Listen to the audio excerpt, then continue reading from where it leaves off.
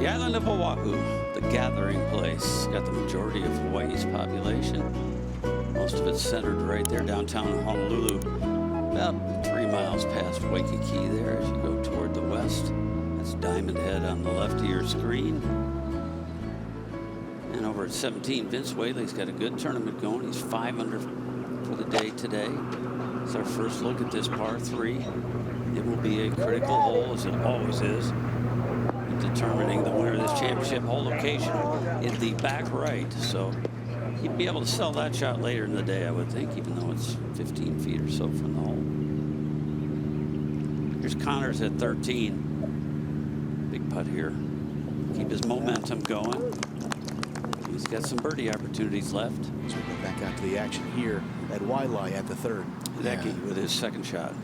Mark, these are some of the largest galleries I've seen in quite some time out here to support this final pairing. Yeah, it's great to see. Note we had no spectators a year ago. And I suspect the majority of them wouldn't mind a Matsuyama victory. No, they wouldn't. That's not going to be on the green there, but he will have a chance to chip that one in. That is not a hard chip shot. There's a look from above, the water that separates the 2nd and 3rd. And Henley now. Yeah, whereas yesterday you saw a lot of players playing away from that hole location because of the water. No such challenge today. Henley can go right at it.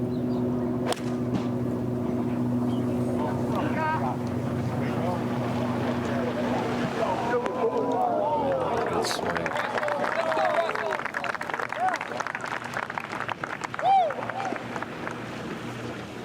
Now let's go back 9 years to 2013. Russell Henley, the winner in his first ever PGA Tour start as a professional, and he was the co-leader, and he led by 2 this year. So if you compare 9 years ago to now, the result, he's certainly looking for the same. Yeah, Yes, it is very even similar. better position this time around, but there it is, 3-shot win over Tim Clark. Yeah, those 5 consecutive birdies for Henley, getting the job done. How about winning in your first ever professional start on the PGA Tour? He had played a couple of PGA Tour events before, but never as a professional. That's a way to start your career. Amazing, and he was lights out putting those first couple of years, and now he's developed into a better ball striker. He's an excellent iron player, and this week he's putted very, very well. So if he keeps putting it all together like that, he's going to be really tough to beat. Good start too. He's made just good swing after good swing these first 3 holes. Added a couple of victories as well, so this will be number 4 if he gets the job done today, Mark. Matt Kuchar is way back at the 5th.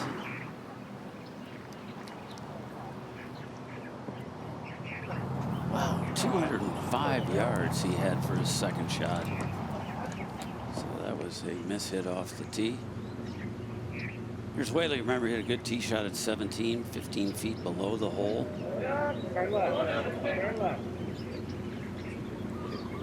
He is at 13 under. Birdie at the last, or maybe even an outside chance at an eagle. That would be valuable for him.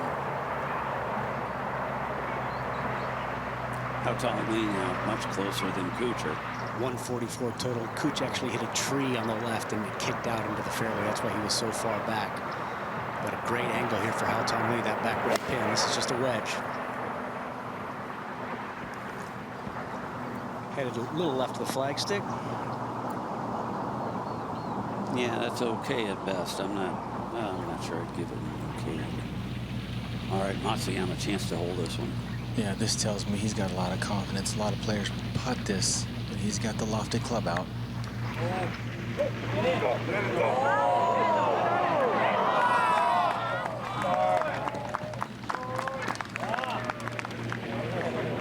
Okay. It's a par. Probably a little disappointing. No harm. Up at 4, Seamus Power.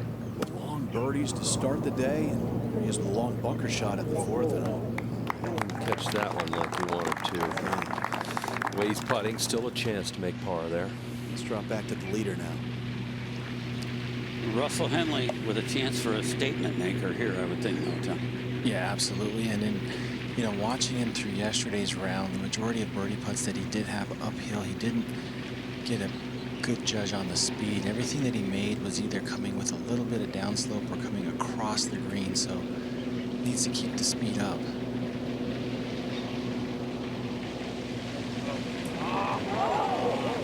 Kept the speed up, but I think he pulled that one. Yeah, he was up and out of that one early. And this one is no kick in right here. He's got to pay attention to this one. Well, the downhill putts yesterday, he just seemed to, be in better sync with the face angle and the path with his putter.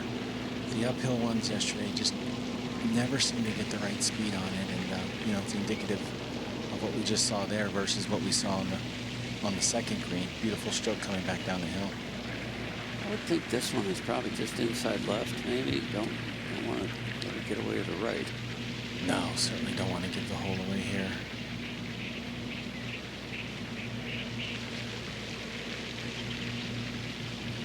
Okay, a couple of pars for Matsuyama and Henley. Henley maintains a 2-shot lead. At the 6th, here's Kevin Kisner, one of the hottest guys on the golf course. And in the fairway, so a chance to go at this hole location on the front left corner of the green. Right there. Boy, Kis, he tried to put some pressure on these guys early. Now Seamus Power. Well, he's made a couple of long birdie putts. How about making a long par save? This would be huge for him after the start he's had. How you putting, Seamus? Wow.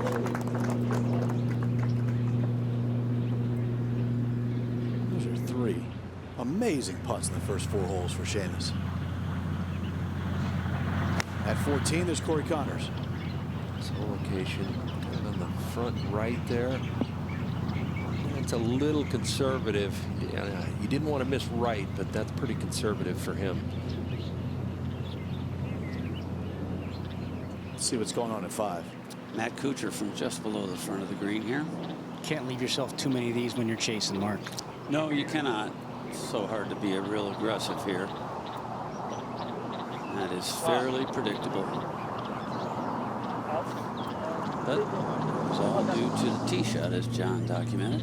Well, Power made his par save. How about Svensson in the same group? It's actually a good 2-putt. He was long down in the valley, so had to come up and out of there. There's a valley in the middle of that green at 4. You can really make some good scoring opportunities available to you once you get past the 6th hole here at Waialae Country Club. Thompson birdied 7 and 9, made the turn in 32. And how about a second straight birdie here at the 10th? Come on. Wait. That was from the top tier of 10 green. That was down a huge slope. Breaking probably 3 or 4 feet to the right. What a putt. Michael Thompson making his presence felt here in the middle stages of this final round. Let's go back to the lead group, and Russell Henley still ahead by 2. Yeah, front left hole location here, guys, brings that bunker, deep bunker, short and left of this green into play for anybody coming just a little over the top of it. He hasn't missed the middle of the club face yet. Yeah, seems to be in a nice rhythm, Kurt, with this golf swing, and this is a nice shot at the middle of the green. That's exactly, I think, what he was trying to do. You don't need to get crazy there. Oh, Kuchar slams it through the break there at number 5. And now has that left for a bogey. Kevin Kisner trying to inch his way just a little bit closer here at 6. Birdied those first 3 holes right out of the gate. Boy, I would have never thought he was going to miss that one.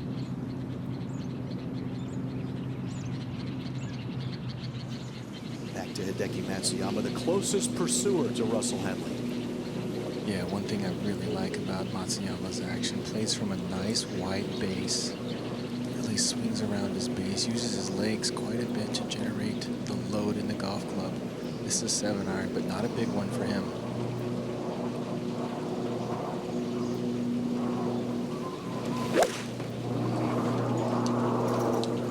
Just trying to hold it up into the wind, Kurt. This is a nice shot. Boy, it sure is. Boy, he is playing some aggressive golf. We have seen some tremendous shot making here in the early early stages on a Sunday at Waialae. Haotong Li for par to remain 14 under. Lee with a very good week as a sponsor invite. Had his career best 54-hole low score with that 14 under number. Bottom of the green, uphill putt. Corey Connors coming up just a little short. And so Connors will tap that in. One bogey that came on the front side of the golf course. And a total of 5 birdies on the card. But he's gone a bit quiet with now pars, a couple of them in a row. Now to see if this one will break. Russell Knox with a very good Saturday round. And he was able to ultimately finish up with a 64. So you have to take advantage of it if you can. The birdie at 3 for Knox, and now all pars to this point. But the 64 certainly helped move him up the leaderboard. Right now he's T12. Hideki Matsuyama, Russell Henley making their way up onto the green. Matsuyama trying to see if he can apply some pressure. 16 under at the 54-hole mark. That is his career best 54-hole score on tour. The 197 that he had before that was right here at the Sony Open in 2019. So he was able to improve that by 3 shots.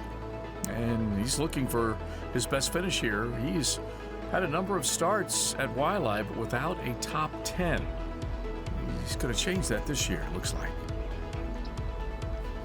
19 under for Henley as he's come through the third. Still maintaining a 2-shot lead. Henley with the birdie at the second. And now as both he and Matsuyama are at the fourth, Henley looking at about 21 feet to see if he can pick up birdie. Matsuyama in close, less than 8 feet after a terrific tee shot. And Matsuyama hoping for a chance to see if he can draw to within 1 of the lead, or we could see a swing, certainly.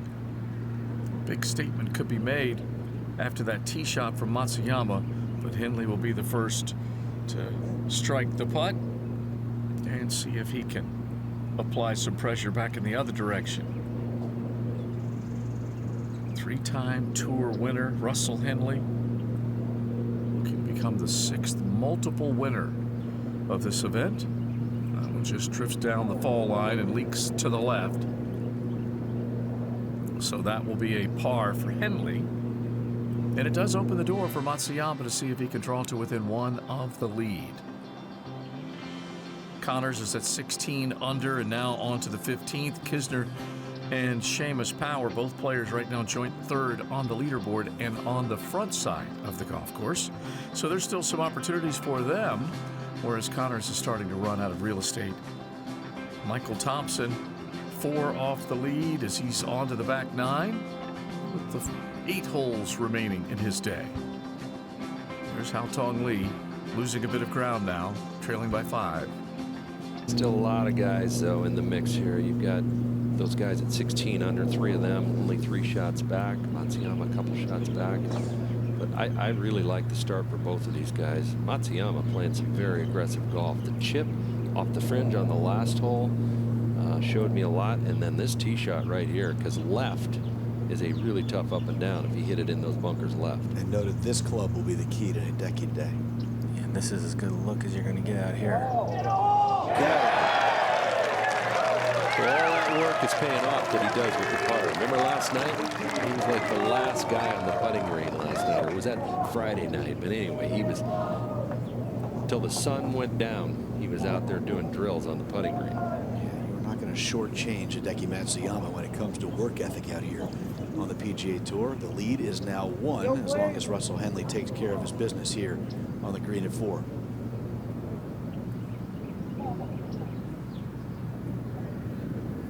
Okay. A little bit of separation there. The next guy, Kisner, at 16 under. It's not quite a two-man race just yet, Mark, but it certainly is shaping up that way. Speaking of shape, we're going to check out our top tracer technology presented by T-Mobile for Business here to show us what Kisner does at 7. It's not a hobby. Ain't no hobby. And he does well. Beautiful distance control. That's about 8 feet left of the hole. And John Wood has hustled over to see what Seamus Power has here at 5. Yeah, he's got 140 left here. Just stand still, please, folks. Beautiful drive, but he's on an upslope and a side slope. This is going to want to work to his left.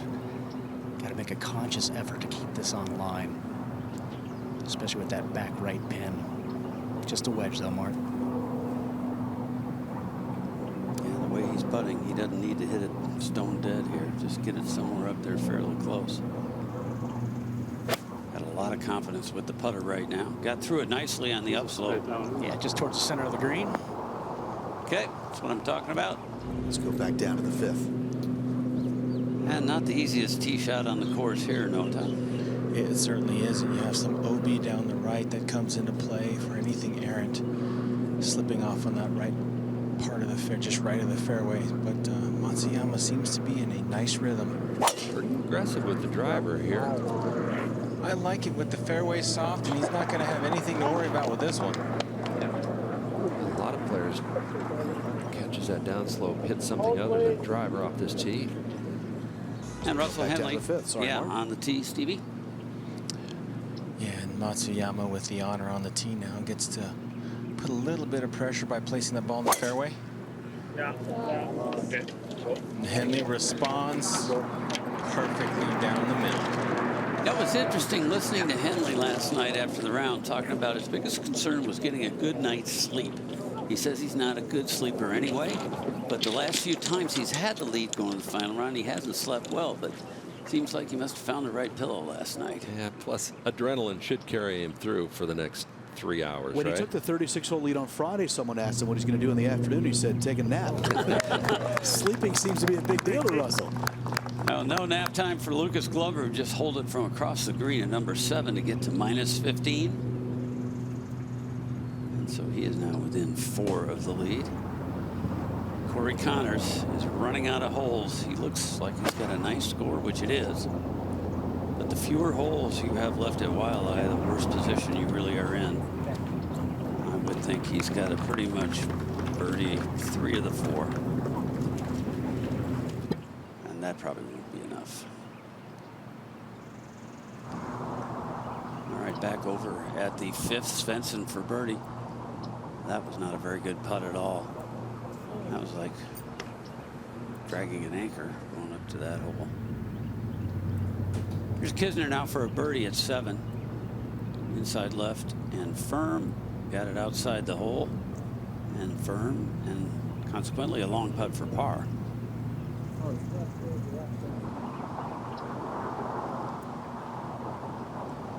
All right, let's take a look at Seamus Power in his first 3 rounds. The average total putts he had per 18-hole round, 81 feet. Today, he's played 4 holes, and he's already surpassed that. Yeah, the first 2 holes were 66 feet. So.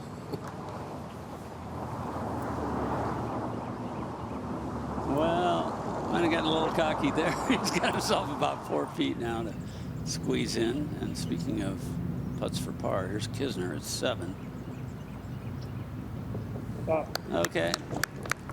A shot given away there, really, by not making that putt for Kevin. Corey Connors now at 15. Up the hill a little slow.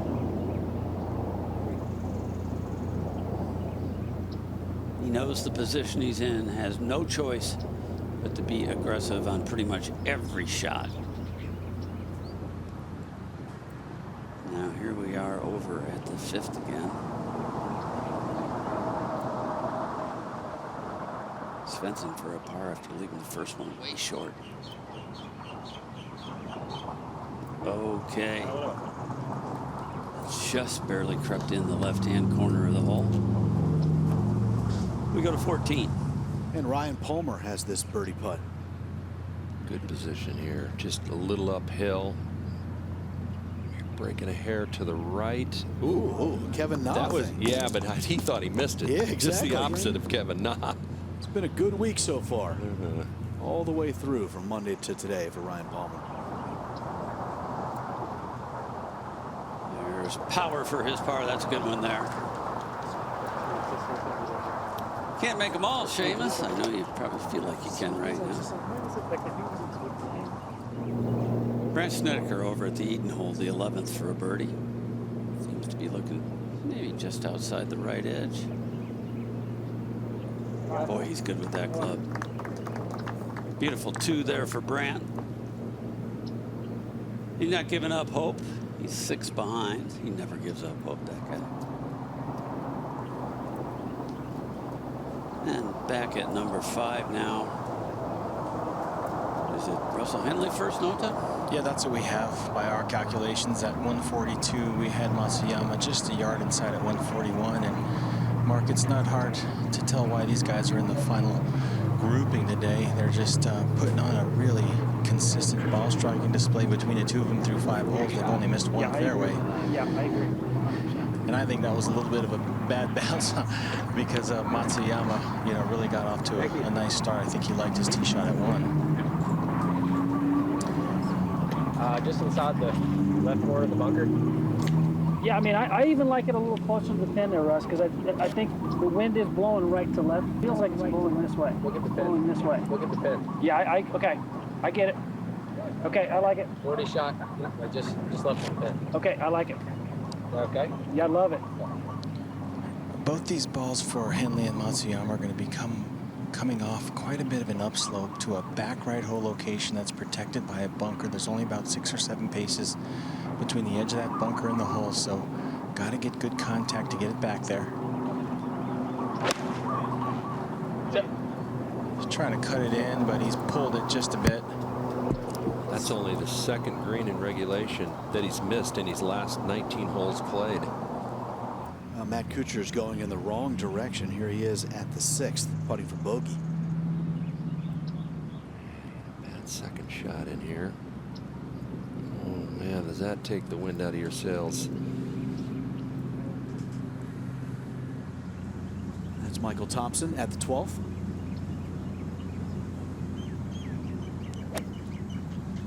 This whole location back right, but still very gettable. Yeah, just like that, and it's really flat around the hole. Terrific shot. Boy, he is on his game as well. Boy, you can sell that shot to one of these guys later today. Here's Matsuyama on the upslope, just like Henley. Yeah, this is the most severe slope Matsuyama's probably seen all week.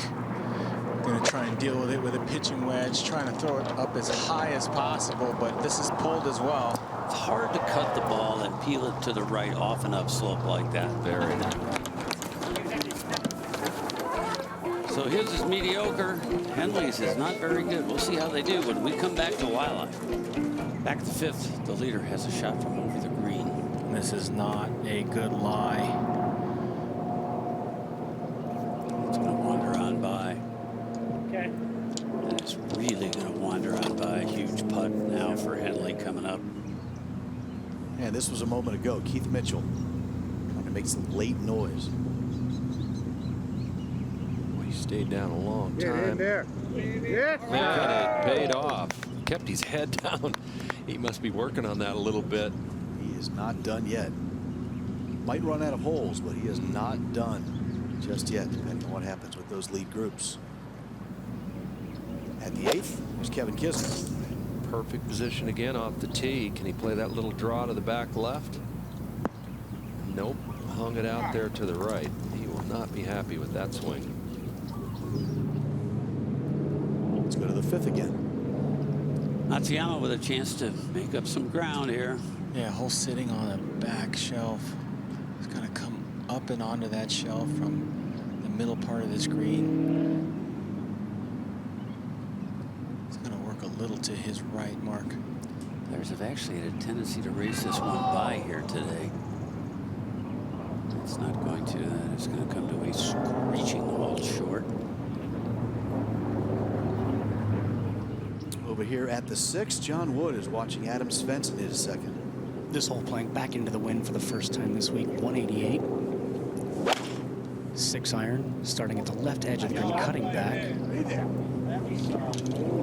you go. Nice shot. He's done a good job hanging in there. Good chance to make birdie there at the 6th. Hovering inside that top 10. Michael Thompson. Birdie at 12. Yep.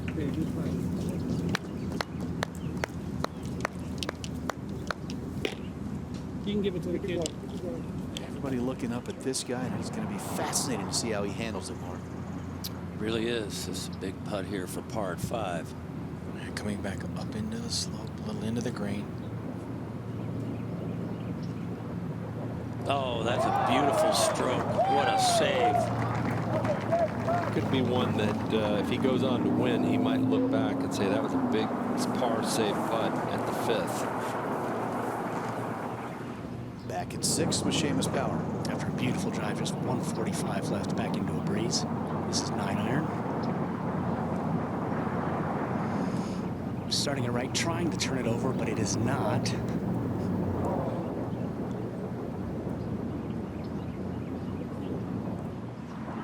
Swinging back to the 5th again.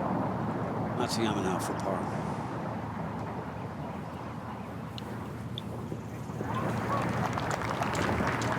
Okay. Kevin Kisner. He has a long birdie putt here at the 8th. He's some right to left in this, but he's going to be really disappointed in that approach shot. He loves to draw the ball. With a left-hand hole location over there, it's set up really well for him. He just hung it out. And he knows this is the kind of golf course where he can win. Loves coming here. Ryan Palmer moved it down the fairway off the tee at 15. Only has 126 for his second shot. And he hit it about 127. That's a good one. So a chance for Palmer to get closer to Henley's lead. But he too running out of holes. At the 6th, Seamus Power from the bunker.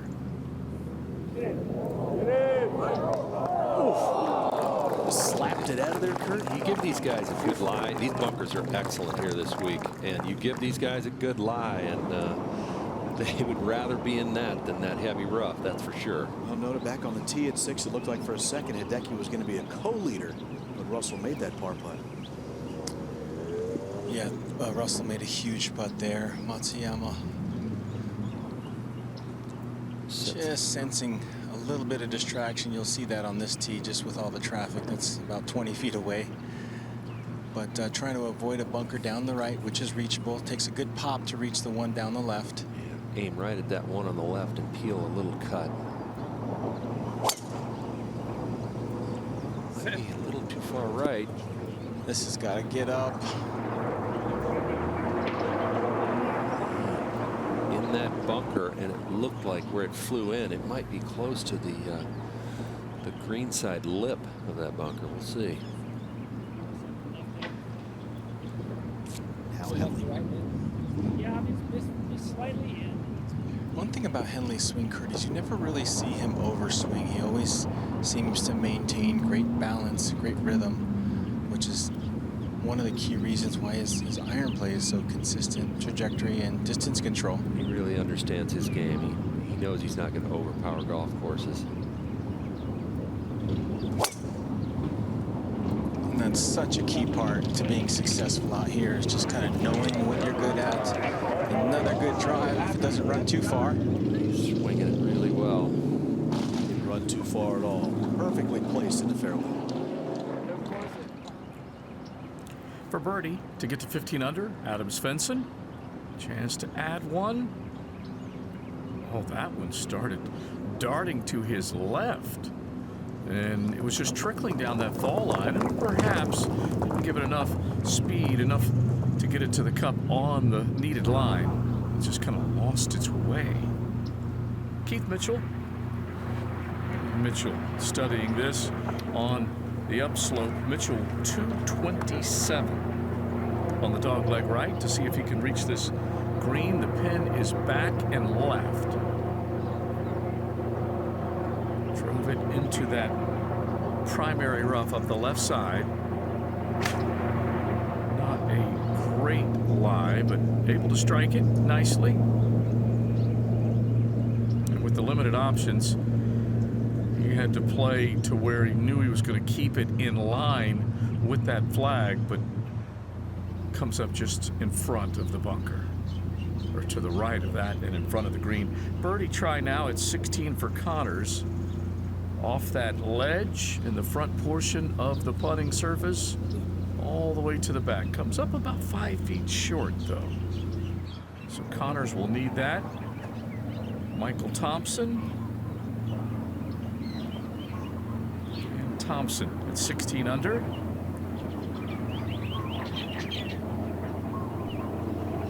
Out of the bunker, driving it up the right side.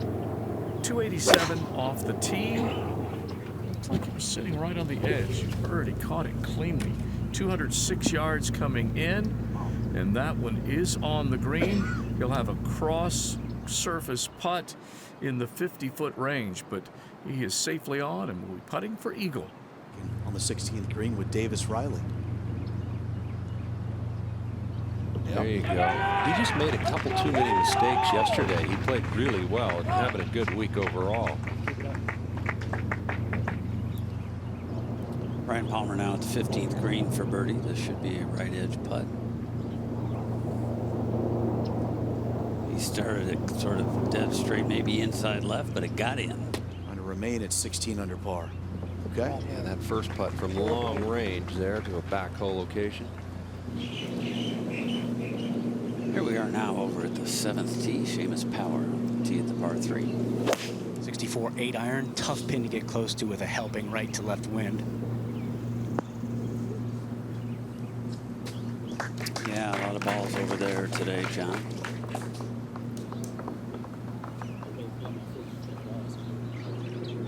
Yeah. Back here make at sure the you hold it. 6th. Just stand still, please. It's hard enough to win, Noto, Just but let when you're go, directing left, right. traffic Yeah. and trying to win, it's Commit. doubly difficult. Like I said, this is one of the larger galleries I've seen in the last 6 or 7 months. You know, all out here, just happy to be enjoying this perfect weather and some great golf. Poor swing for the second at the 5th for Henley, but I think a lot of that had to do with the uphill lie back onto a nice flat surface here. So I think we should see another good swing out of him at 167. Checking out the Top Tracer technology presented by T-Mobile for Business. Pretty much right at it. And the right club. I'm telling you, he has not, except for that high pull that he hit back there on 5, and not necessarily a terrible swing, he has not missed the center of the face. Everything is flushed. Now Hideki's going to need a flush one here. He is. In order to get this all the way to the hole, there is just a touch of hurt out of the left. But he's going to have to clip this in order to get the trajectory and also to be able to clear this lip, Kurt. There's not much room for air here for Hideki. Very Lucky this ball actually rolled back to where it is right now, away from that lip.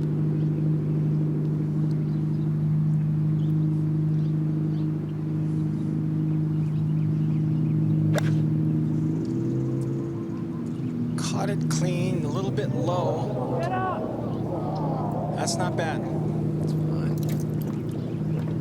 Decent position short of the green. The notable winners in 2021. Go back to Justin Thomas, the emotional victory at the Players. Hideki, the first male from Japan to win a major championship. Phil wowing everybody at 50 years of age at Kiowa. John Rahm, a couple of birdies to close out the U.S. Open.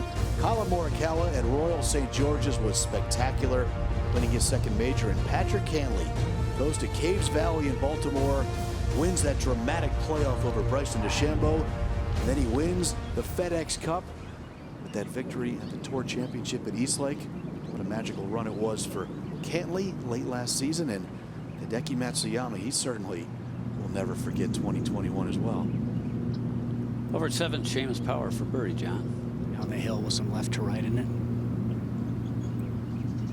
You weren't able to see it in person, John, but he's made 2 of these already. And that one needed just a little more oomph. Pretty good putt, though. Safe par.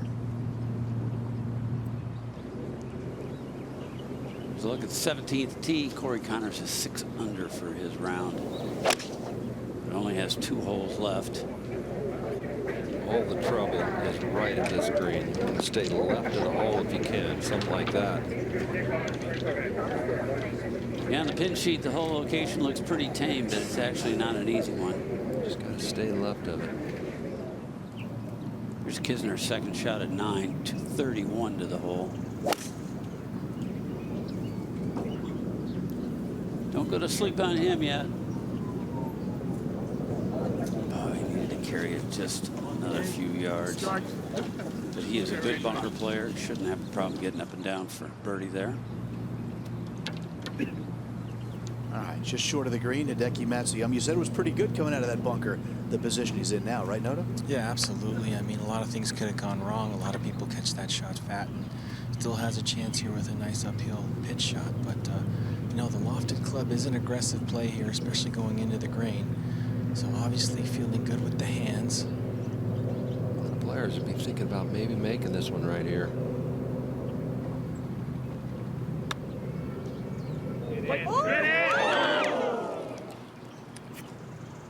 Just see how much turf came up, which just tell you he was going right into the teeth of the green. Let's shoot you up to 9. Or Lucas Glover's playing alongside Kevin Kisner. He's closer to the hole for his second at the par 5. He will be looking to carry that bunker that Kevin is in. Kind of like that. Beautiful shot for Glover. Would jump him to 17 under if he makes it, Rolf. Be right there. Here's Thompson for par 13.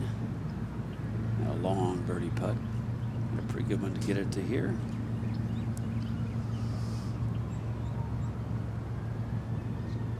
Okay. He has looked rock solid this week, that guy. Now Matsuyama, even with a little bit of check with that third, still scooted by enough where he's got to think about this one. Well, on top of that, he didn't even, from 4 paces off the green, didn't even get it inside Henley's ball, which just tells you how good Henley's shot was. So Matsuyama's got to be thinking that if he doesn't make this, he's going to drop 2 shots further behind the lead. And he's got to be careful. This is a little downhill. If you try to really pound one in the back of the hole, you could, if you missed, it could go 4 feet by pretty easily. No miss, though. Solid. Nice and steady.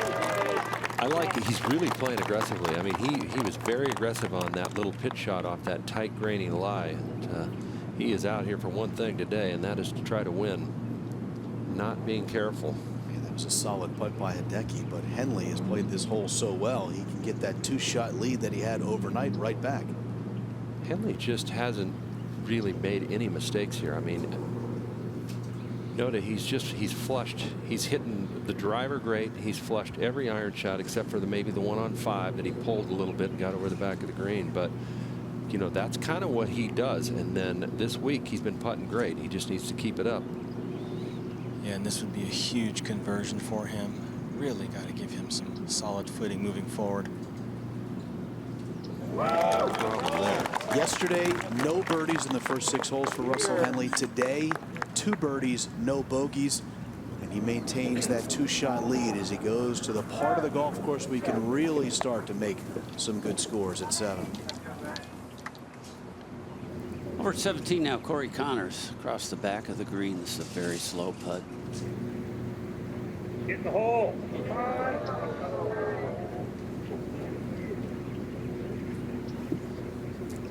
Okay, he will have 1 hole remaining to improve his score, but it won't be good enough to win this tournament. Seamus Powers reached the 8th tee, John. Back into a left to right wind, kind of an awkward tee shot with a dogleg left. That looks This pretty looks good. perfect though, right down the middle. Yeah, sometimes that left to right wind makes you want to edge a little further left, and the left rough here at 8 is no good with the huge monkey pod trees over there. And some scores to check out. Russell Henley, 2 under through 6. Same thing with Hideki Matsuyama, so the lead remains at 2. Kevin Kisner's made a nice move at 3 under. Corey Connors as well, but he's going to run out of holes. I think overall, though, the golf among those last, 2, 3, 4 pairings has been really high level, really, really good. I'm impressed. I mean, the leaders are both a couple under on their round, like you said. Good tee shot at 7, and then you know, they can really start turning it on. A lot of birdies to be made out there yet. Not a hard putt for Lucas Glover at the 9th for an eagle dead center. That is 3 really good shots there for Glover. Well played hole by Lucas.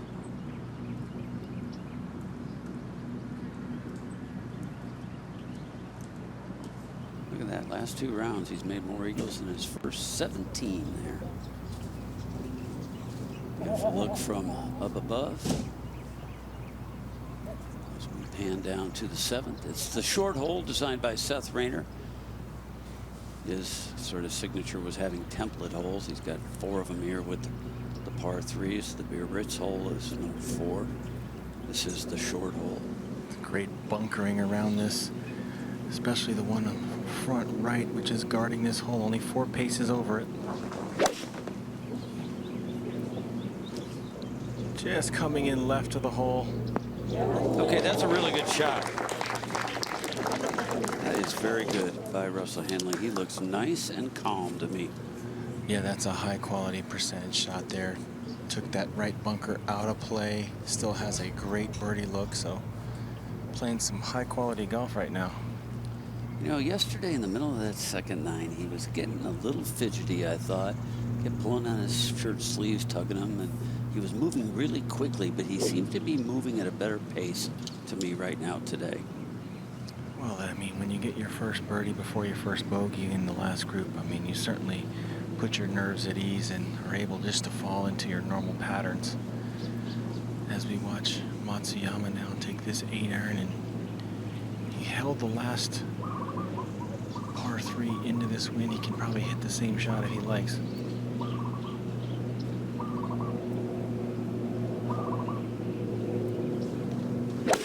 Talk dirty to me! This has got a little bit tug on it. Yeah, but he's got it below the hole, 18 feet or so from Matsuyama. But the lead belongs to Russell Henley right now. He has made it to 20 under par. Final round of the Sony Open in Hawaii. 20 under par, a 2-shot lead for Russell Henley, and back and forth, both he and Hideki Matsuyama have gone. In fact, Matsuyama closing it to a shot when he picked up birdie at 4. And so both players know how important it is to have the upper hand. In fact, Henley was asked after round 3 if he'd be scoreboard watching.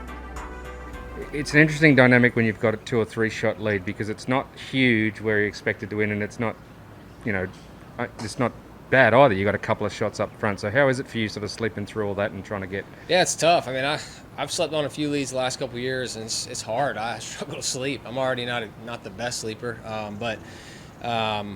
yeah. I mean, the thing is, you look at what Hideki did today. He shot 7 under. I mean, guys are just so good out here, and you know, you just have to play at such a high level for so long to be in contention. And so hopefully I can keep doing that and play well tomorrow and give myself a chance on the back 9.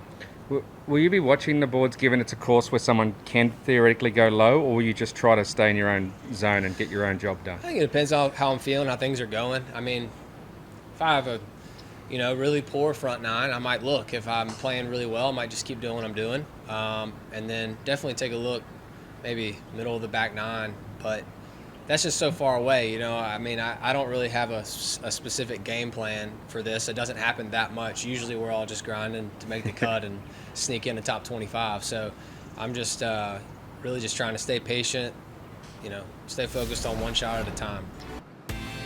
Stay focused on one shot at a time.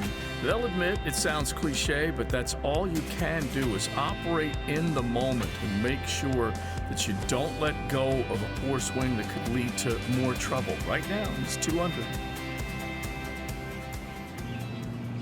Back at the 9th green, just a moment ago, Kevin Kisner for a birdie.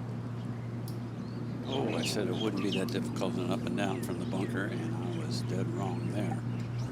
Par for Kisner, disappointing par. Second shot upcoming here at the 8th for Seamus Power. 155 back into a breeze. This is 9-iron. Flighting it down a little bit, heading left side of the green. Hang on. Okay. good now. You don't want it. That drops off pretty good over there on the left. That's a little bit of a pull. Let's think about that one again. To 7. There's Matsuyama for a 2. And again, Mark, I think Matsuyama's got to feel if he can't get this down, there's a good chance he's going to drop another shot to the lead. So Henley putting a lot of pressure.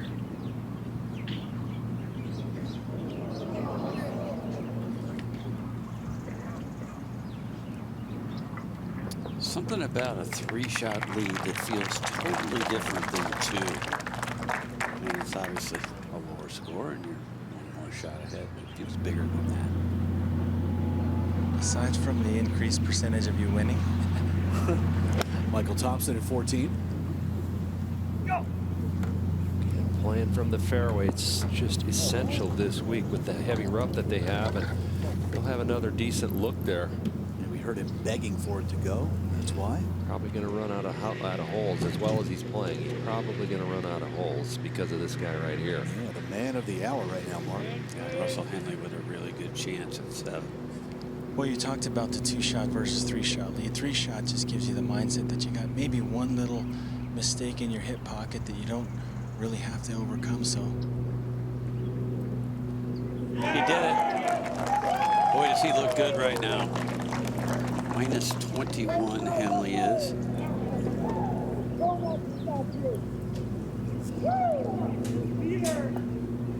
Really good stretch there. 3-2 at 6 and 7.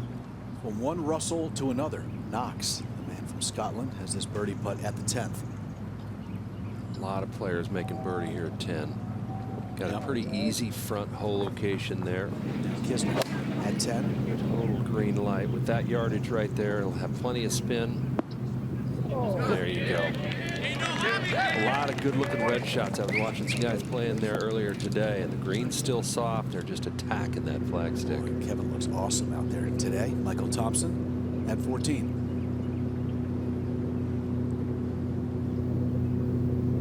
Get there.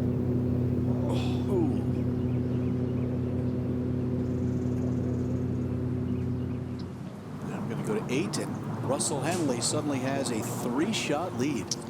swinging nicely, split this fairway yesterday with a beautiful tee shot. Certainly take the same thing today. He is really locked in right now on that swing. He's not even going to watch that one. That is down the right center and going to be in the catbird seat. Absolutely ideal. I mean, every tee shot has just been striped. Looks to be in total control of his game as we speak. Now Glover, after seeing what Kisner did at 10, he's trying to match it. Oh, yeah. Almost does. There's some slope there. He's under the hole. Kis pretty much got a tap in. Back to Matsuyama. Didn't put his best swing on a tee shot on the 6th. Let's see if he can get back in rhythm.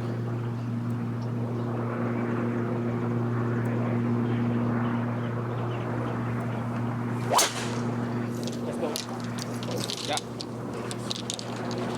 Oh, this is another good one.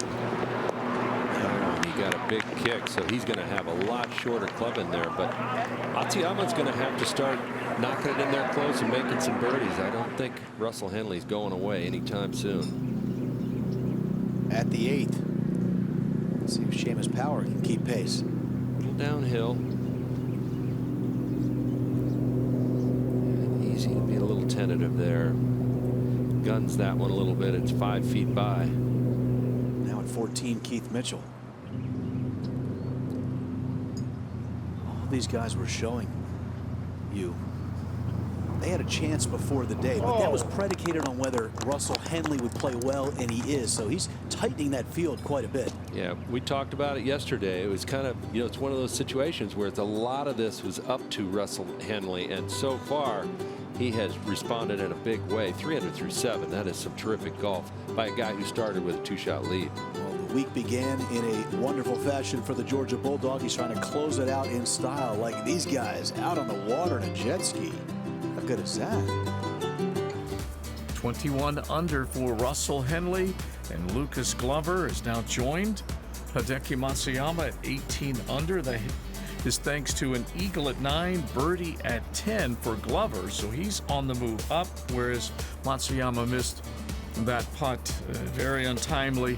And so now holding at 18 under and 3 shots off the lead. Kevin Kisner is right now working the 11th, and he is at 17 under par, and we'll see what he can do. Let's take a look at how Glover joined Matsuyama. Lucas Glover trying to get to 18 under par here at the 10th. Tell you, that is a great sign for him when he's making a few putts, because he is a terrific ball striker. He got it going right now. Russell Knox looking for one here at the 11th to get to minus 16. Oh boy, I didn't think that one was going to hang on, and it did. There's the whole location at the 8th. The fans gathering around to see this final group, and the man who leads by 3, Russell Henley, will go first. He's got the 8-iron in his hand. 156, gonna have to get all this. Get that bunker and take it out of play. Whatever it takes to cover that, and another one right at it. Man, this is an absolute clinic in ball striking out of Russell Henley. Yeah, he's telling the rest of the field, I got this. Whew. That last 21 holes, he's only missed 2 greens in regulation. Now Kevin Kisner. We saw Glover make his birdie at 10. The other side of the hole, Kevin does the same. So those two are playing very well. It's an ideal day again today. No question there's going to be some good scores. Getting time for Hideki Matsuyama to make sure he knocks one close to stay with Russell. Yeah, he's got to keep the pace up now. There's no choice, but he's got to match this with a nice shot of his own. Gonna just hit a soft 8. Just coming in just right of the hole. Trying to match.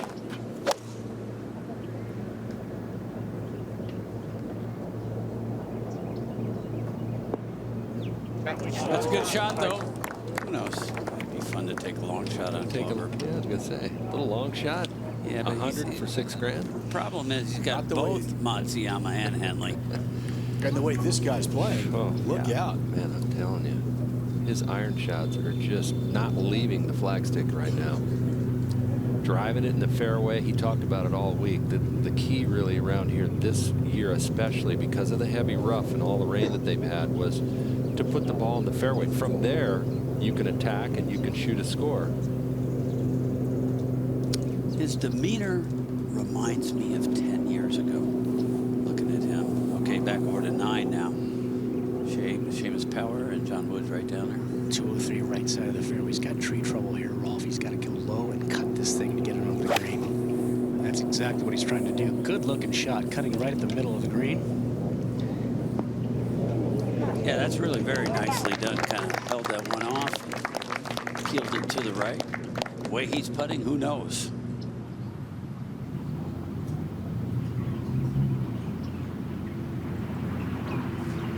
It's Thompson at 15. Thought he was going to go. He stands over it a long time, that guy does.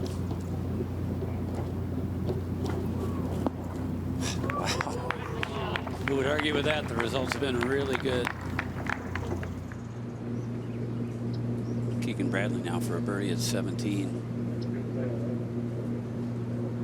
Ooh, one of the players behind him would love to buy that from him in an hour or so.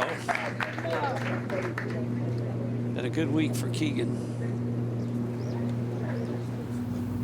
All right, Noda. Not a must make. It's only the 8th green, but Hideki needs this one. I would put it in that must-make category because he's got to feel like he did on the 7th green, that if he misses this, he's going to drop another shot.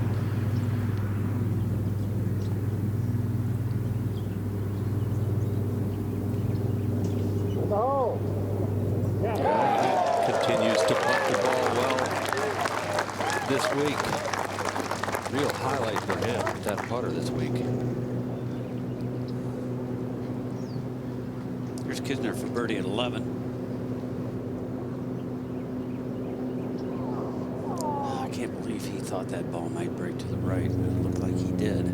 Back at 8, Hideki did his job, Noda. And I've heard you say this over the years. When you go on to win, you look at maybe 9 or 18 holes where he didn't play great. So yesterday's front 9 for Russell Noda, 34, was the worst of any 9-hole stretch he's played all week. Maybe he kind of shook that off, and now he's back in gear where he should be. Yeah, he certainly did. The toughest thing about this putt is he got to putt over his divot, which was right on line with the hole. Yeah, no issue there. He is firing on all cylinders right now, and he's got that par 5 ninth to play. The way he's driving it, if he puts it in the fairway there, that's easily reachable for him. That's 3 straight birdies, 4 in his first 8 holes. Russell Henley trying to run away with this title here on Oahu. Looks clever at 11. 4-2, he didn't hit it. Now's not the time to leave it short, Lucas. Keith Mitchell won't leave this one short at 15.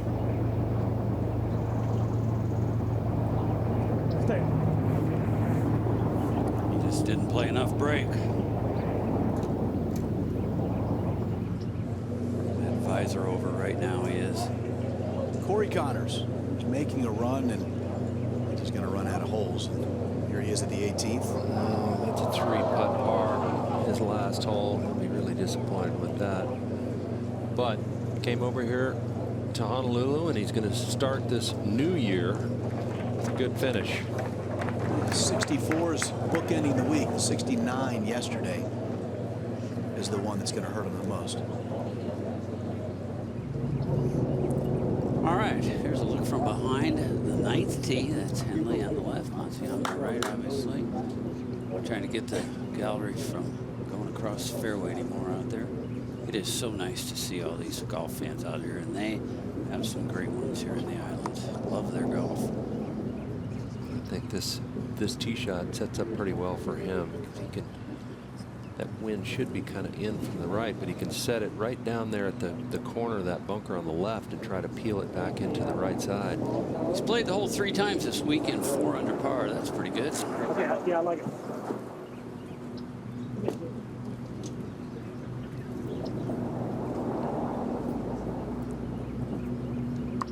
Good look. Bunker on the left is definitely in play. This player's just trying to hit a cut off of that bunker or something straight and hold it against the wind.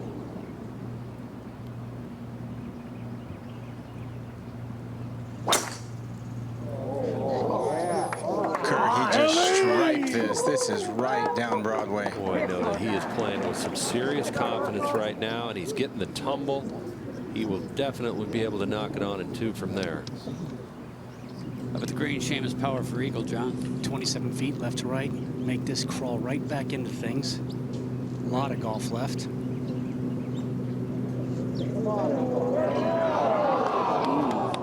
Pretty good putt there. Here's Matsuyama now back on the tee.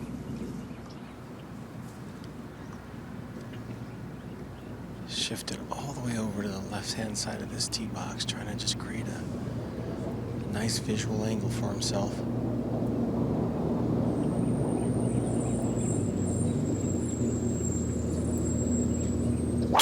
Get in the hole!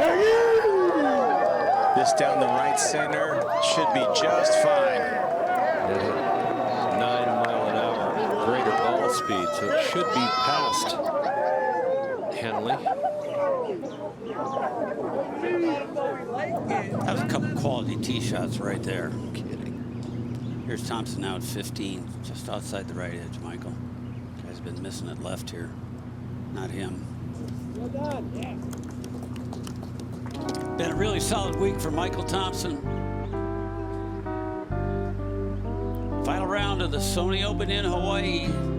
Russell Henley trying to distance himself from the field at Waialae. That's the 16th tee. That's Michael Thompson. Want to be in those left trees for sure.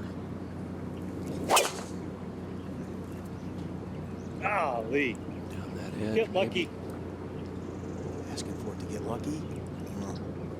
And got by that one, so it'll be interesting. He might be able to get up and over the next one. Haotong Lee. Playing in third to last group with Matt Kuchar. Been an impressive week for him. Came in here on that sponsor exemption. Said top 10 would be huge for him. Follow your favorite players at the Sony Open in Hawaii. You can pin your favorite players, watch video highlights, and view scorecards all in real time. Log on to PGATour.com/leaderboard right now. Reachable par 5 ninth. Good look from up above. Boy, it's just a old style golf course here back when Seth Rayner designed it. There was no Kahala Hotel. There really wasn't any residential in this area. And he took a tiny piece of land, just 120 acres. Never even saw the finished product. He died a year before Wailea That's Open. perfect. It's a driving range, one of those. His assistant who finished the product ended up seeing this wonderful layout Wailea Country Club. Mark Henley got the 4-iron in his hands from 209. A little bit of hurt up there. Hole is cut the furthest right-hand part of the green that it's been all week, so Bill will be very receptive to his little baby cut.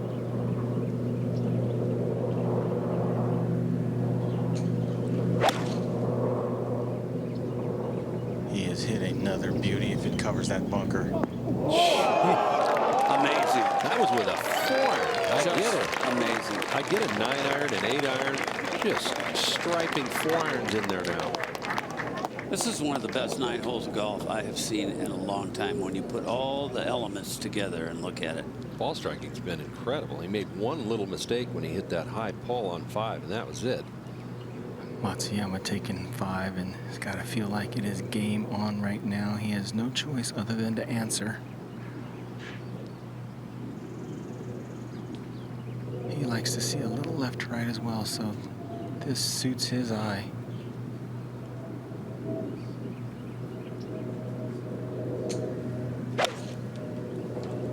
This sounded solid. Starting at the center, trying to cut back to the green, should be 20, 30 feet. Wow, Matsuyama is chasing, but Henley is running really fast right now. Cut it. I feel like It's got a 3-shot lead. It knocks down a little bit. Shot tracer with the line for Hao Tong Lee. He's not happy with it, and that is why. Off the mark to the left of this pin, and now not a lot of green to work with. He's got to try and get up and down from there. This is Lucas Glover, and this is not an easy spot to deal with either. 139, trying to route it through the palm trees. And able to catch it cleanly. That one safely on the green. And now a chance to putt for birdie. And so Glover with tight driving fairways. He missed it to the right, but rallied there. Past winner here, Ryan Palmer. Palmer with 2 birdies and an eagle on the front side. 14 under to try and take it to 15 under. And he'll pluck that out of the cup. And Palmer will finish up with 3 birdies and a couple of bogeys on the back half. Now in the fairway at 12, Kevin Kisner. And a beauty. Brings it back close to the flag. And he's going to be left with 3 feet for birdie. So a good shot in. Kisner trying to grab a share of 3rd on the leaderboard.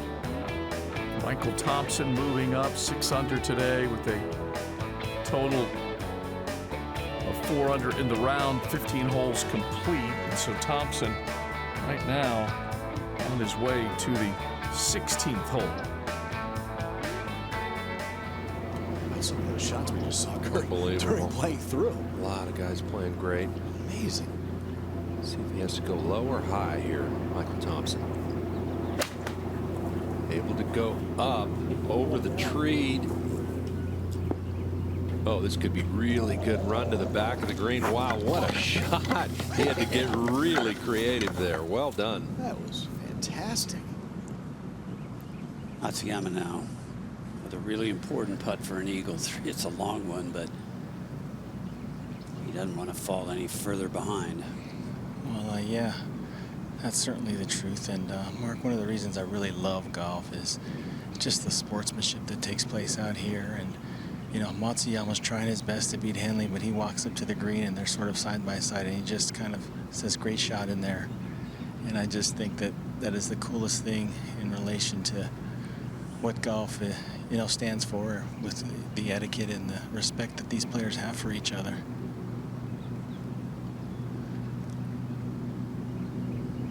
Got to take advantage of these 2 holes. Look at those scores. This does have a little left to right mark, but not a tough read overall. Got to get it high enough, though. It will turn.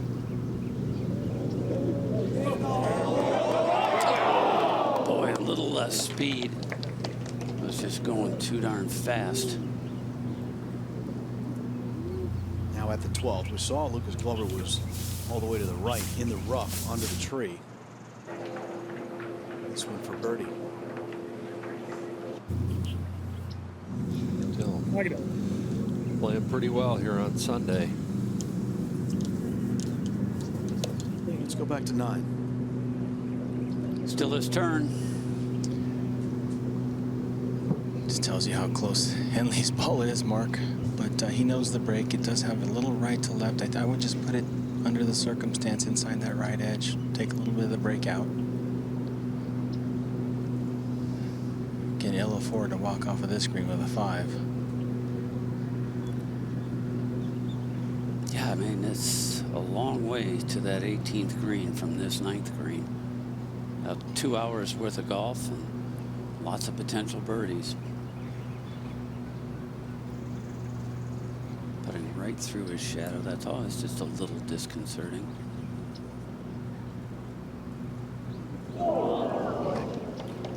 That helps Henley a lot.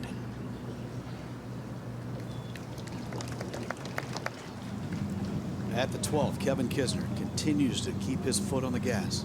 He's driving it well. He's hitting those iron shots pretty much right at the flagstick, and that was easy for him.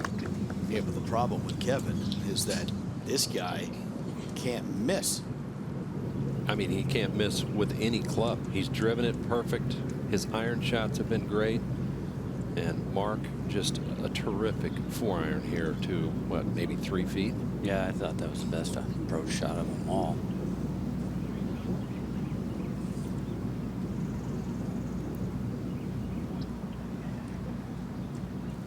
What a 9 holes of golf for Russell Henley. My heavens.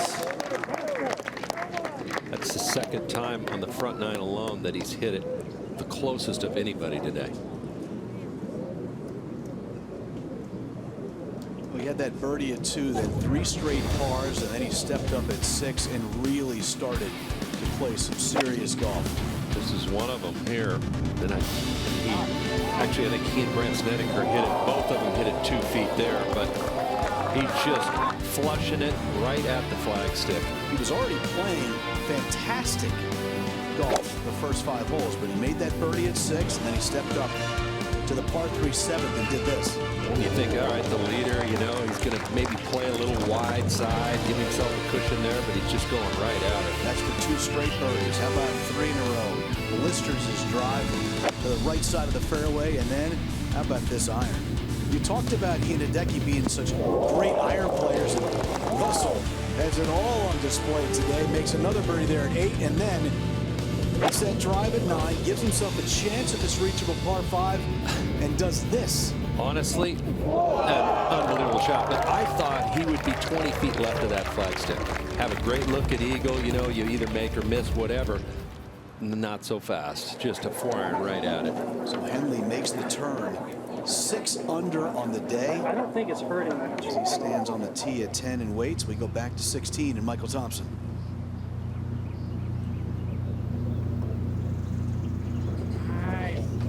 Some birdie from the trees there for Michael Thompson. He's just going to run out of holes is all. Now to Seamus Power on the green at 10. This is for par. Unfortunately, he chunked his sand wedge shot in there, so he came up short.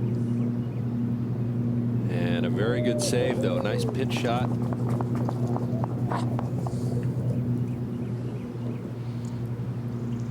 So you're looking down at Waialae Country Club from high above. There's the Kahala Hotel. Adjacent to the 10th and 11th, and on the tee nota is Russell with that 5-shot lead now. Yeah, taking something that just takes that left bunker out of play. Hung this out just a bit, but it should get a left-hand kick. Okay. And that's just fine in the fairway. That's a ways back, Kurt. He's really playing a little bit conservative here, but they got to come get him now. Notice strategy-wise, and Kurt as well, strategy-wise, when you're 5 back suddenly, about 45 minutes ago, there's only 1 back. What does that mean for what Hideki needs to do here, or is it all predicated on what he sees from Russell? He's playing well. I mean, he's 3 under par after the turn. He's doing what he should do. It's just that Henley hasn't backed off. Henley, with the pressure on, has not backed off for a second. So, you know, you just got to keep going. You know, these guys all know funny things happen on Sunday late with all that pressure. So Hideki just has to keep pressing.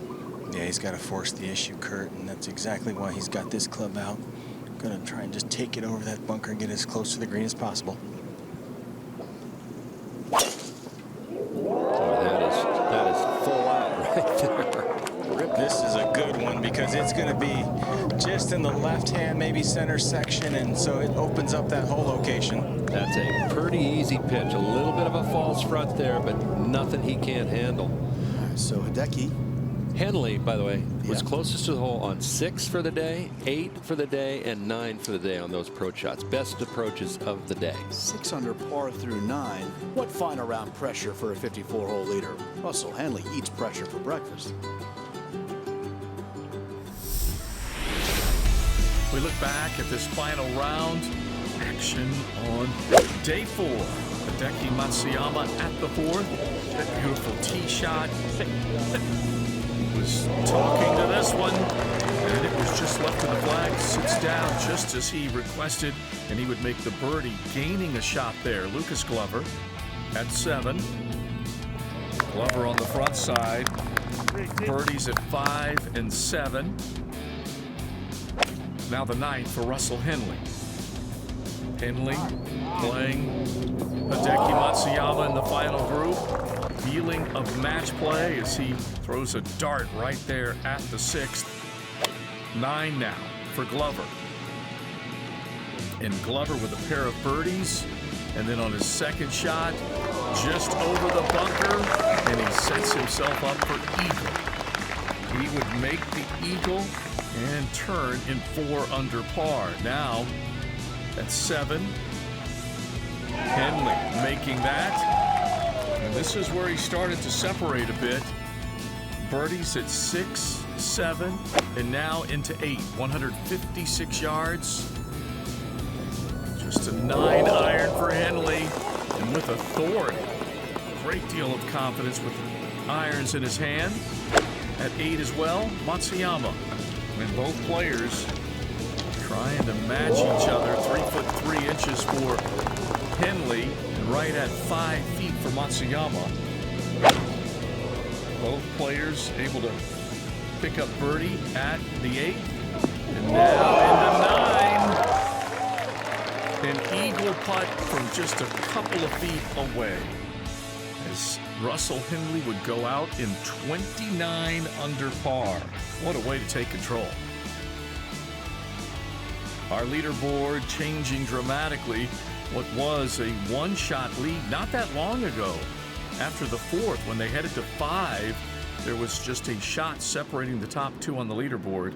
And now it is a 5-shot advantage. Keith Mitchell, 16 under as he works 17. And beautifully done. Back portion of the green. At 17th tee, Michael Thompson has gotten it to minus 18. He's 7 under on his round today.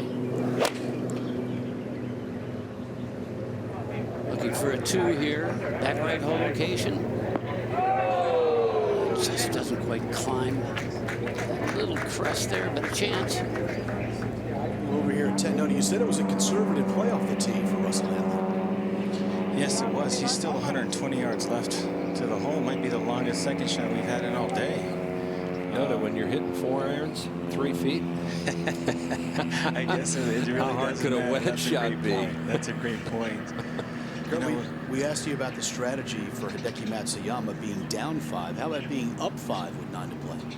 Well, just making a lot of smart plays, playing to your strengths. When you have a good number, take the hole on. If you don't, play to the conservative section. Make them come get you. That's pretty conservative there. That wasn't his best. Keep swinging freely. Don't get steering the ball on this back 9. Over 13. What a drive by Kevin Kisner. John Wood has caught up with him. Absolutely perfect up the left center. 200 yards. This is 5 iron. Hit it at the middle of the green.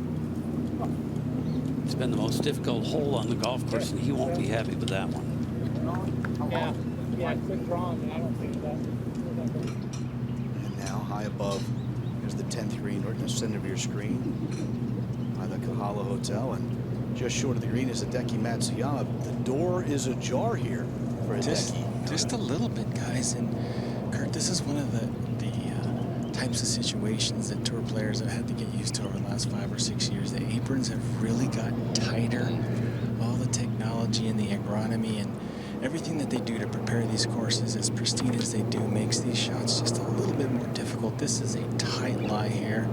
He has improved in this part of his game quite a bit over the last 3 or 4 years, but these tight lies, you have to really make up your mind, and it looks like he's going to open the blade slightly and try to hit a little spinner. It'll take one hop up there, check a little, and hopefully, if it turns out, it'll end up by the hole.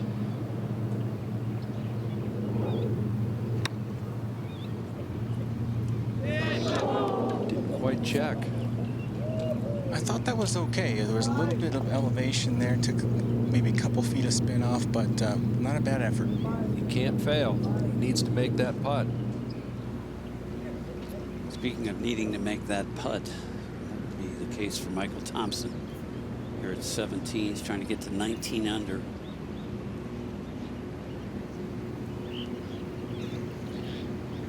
Not going to win, but it'll be a great finish for Michael. He knew he didn't hit it all the way. There's a tough putt to get to the hole.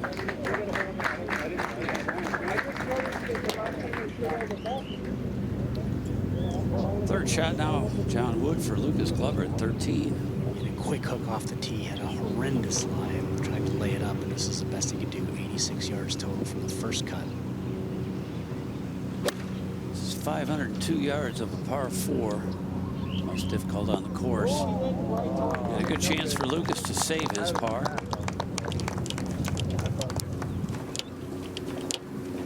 Back to 10. Russell Henley.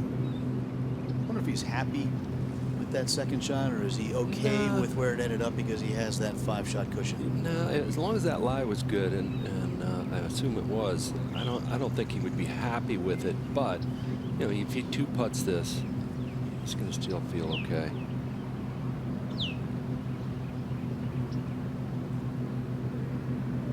Hey, that's a good sign right there. Even though, you know, he's got a 5-shot lead, so he's obviously pretty comfortable out there. But that was great speed. You know, if a guy's going to start getting tentative, that would have come up 3 feet short. Really good lag putt there. And a 4 at 10 for Russell.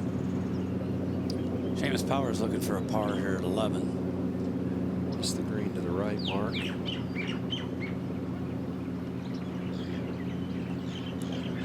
So he exploded out of the gates, but just kind of got stuck in neutral.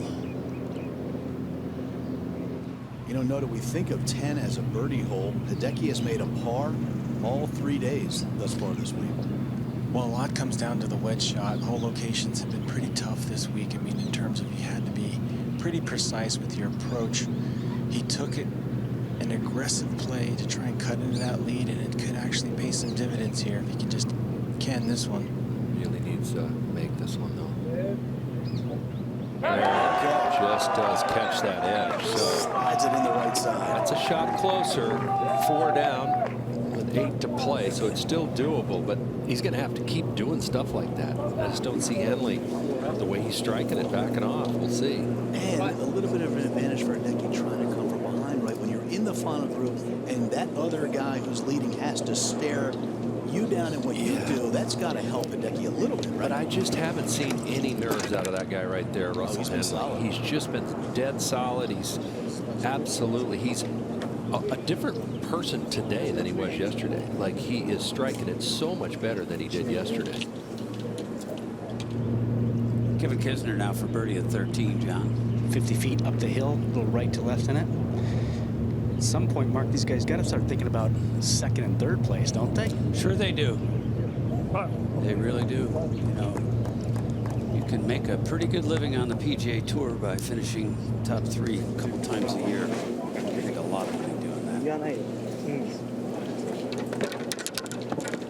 All right, Matsuyama. A great opportunity here, Mark, as the chaser, the closest to Henley. Got the honor back with that birdie at 10, so a little bit of an advantage, or an opportunity, I should say, at the par 3 with another approach shot to stick one in there tight and get Henley thinking about it a little bit.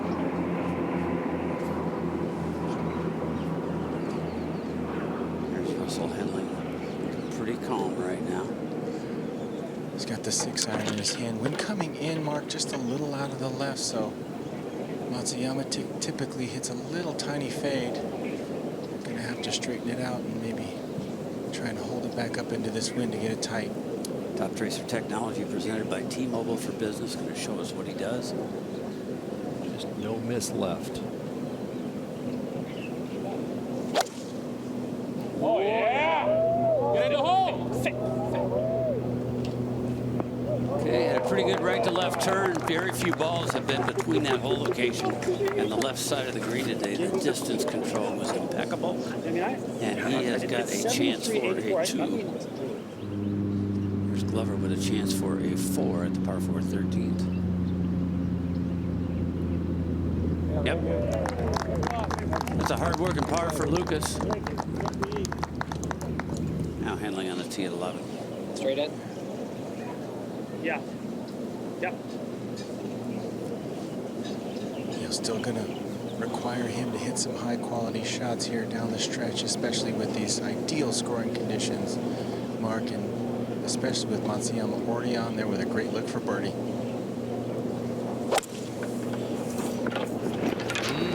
It's a little left, isn't it? Yeah, this is not where you want to be. Doesn't bury in its own pitch mark. That was actually pretty lucky.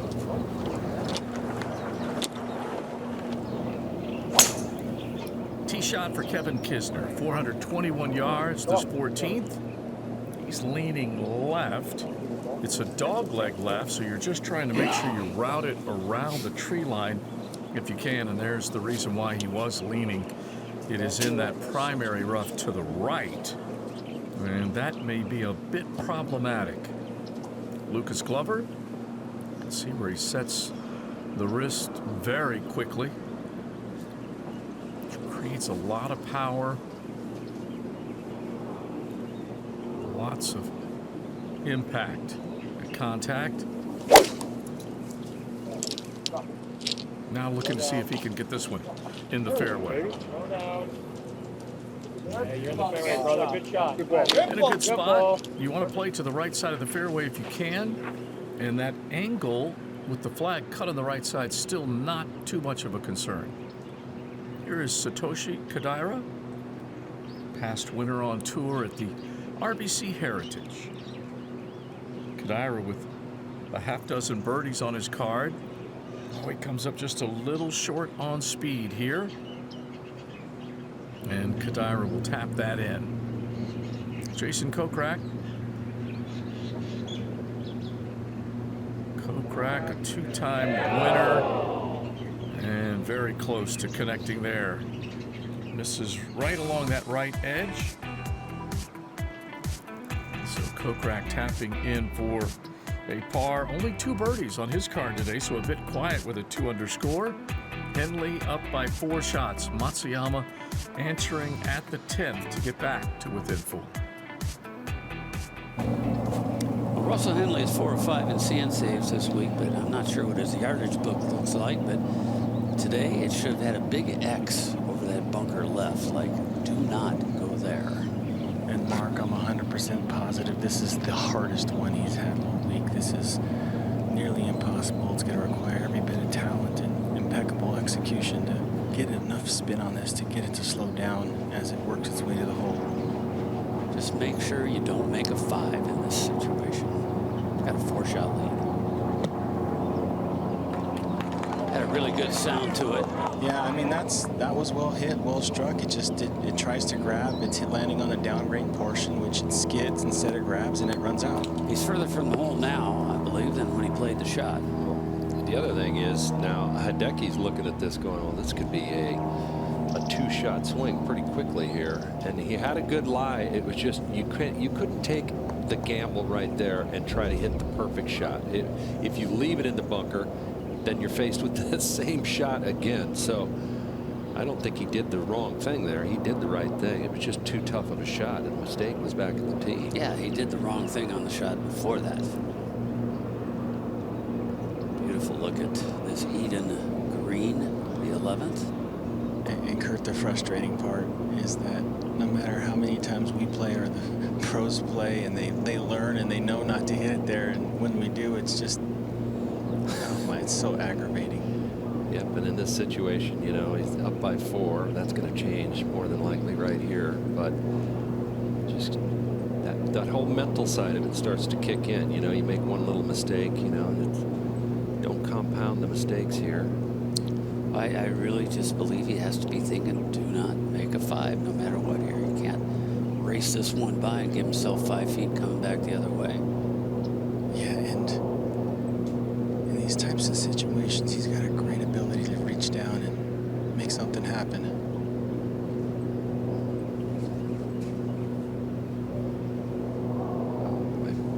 That was awfully conservative there. That was all nerves. That's nerves, yep. Russell plays the 11th green. This one plays 14. Knocks for birdie. And yeah, it's another one. Looks like a 2-horse race, but for 3rd right now, it's up for grabs. Okay, a chance for a 2 for Matsuyama. And a good look at that, Rolf. I mean, just not a whole lot of break in this. Anything, it might just drip to his right. Got a tiny bit of downhill in it.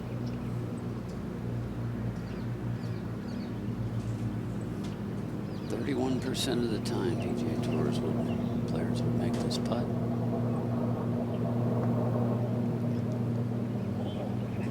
They stay up.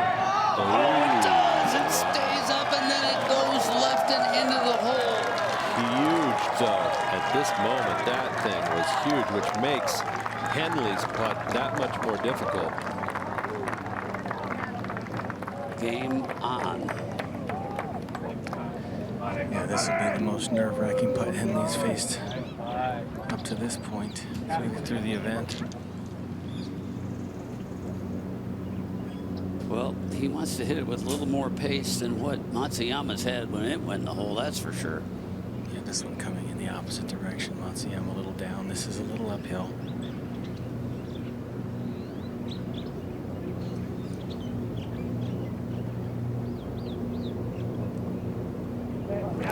Okay. It's still a bogey, though. And the 4-shot lead gets cut in half. But he still has the lead, and that's what he needs to be thinking. And maybe the caddy ought to just say, hey, you got a 2-shot lead with 7 to go. Lucas Glover's thinking about a birdie here at 14, although it looks like he tugged this one. Laid well back off the tee, but that's a good iron shot in there. On the 9th hole, after Henley made that eagle, he led by 5. After 10, he made a par with a nice 2-putt from long distance after laying up off the tee. Hideki made that birdie at 10, made a birdie at 11 while Henley was bogeying. So now, Kurt, it's down to 2. Well, just if you're Hideki, you just keep doing what you're doing, and that means, you know, get up here, make another good swing, hopefully in the fairway. You turn this into a birdie hole again if you put this ball in the fairway, especially. And Noda, he is trying to apply the pressure right here. Yeah, I like the fact that he's staying aggressive, and he could not get to this 12th tee fast enough. I was walking right behind him, and I couldn't keep up. He was charging to this tee, just feeling energized by that last birdie.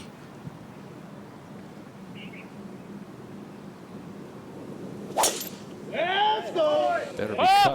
That is pulled, and that is headed left to the fairway bunkers. They're pointing at it over there, but he could have some tree problems in that left rough. Yeah, let's go up to 14 and see what Kevin Kisner does with his third. Drove it right into a horrible lie, wedged out to here. Get there and it goes in. Oh man, what a good chip that was. Almost. Now Russell Henley less than driver. Yeah, again, sticking with his game plan. It's worked for him up to this point, so staying with the shorter club.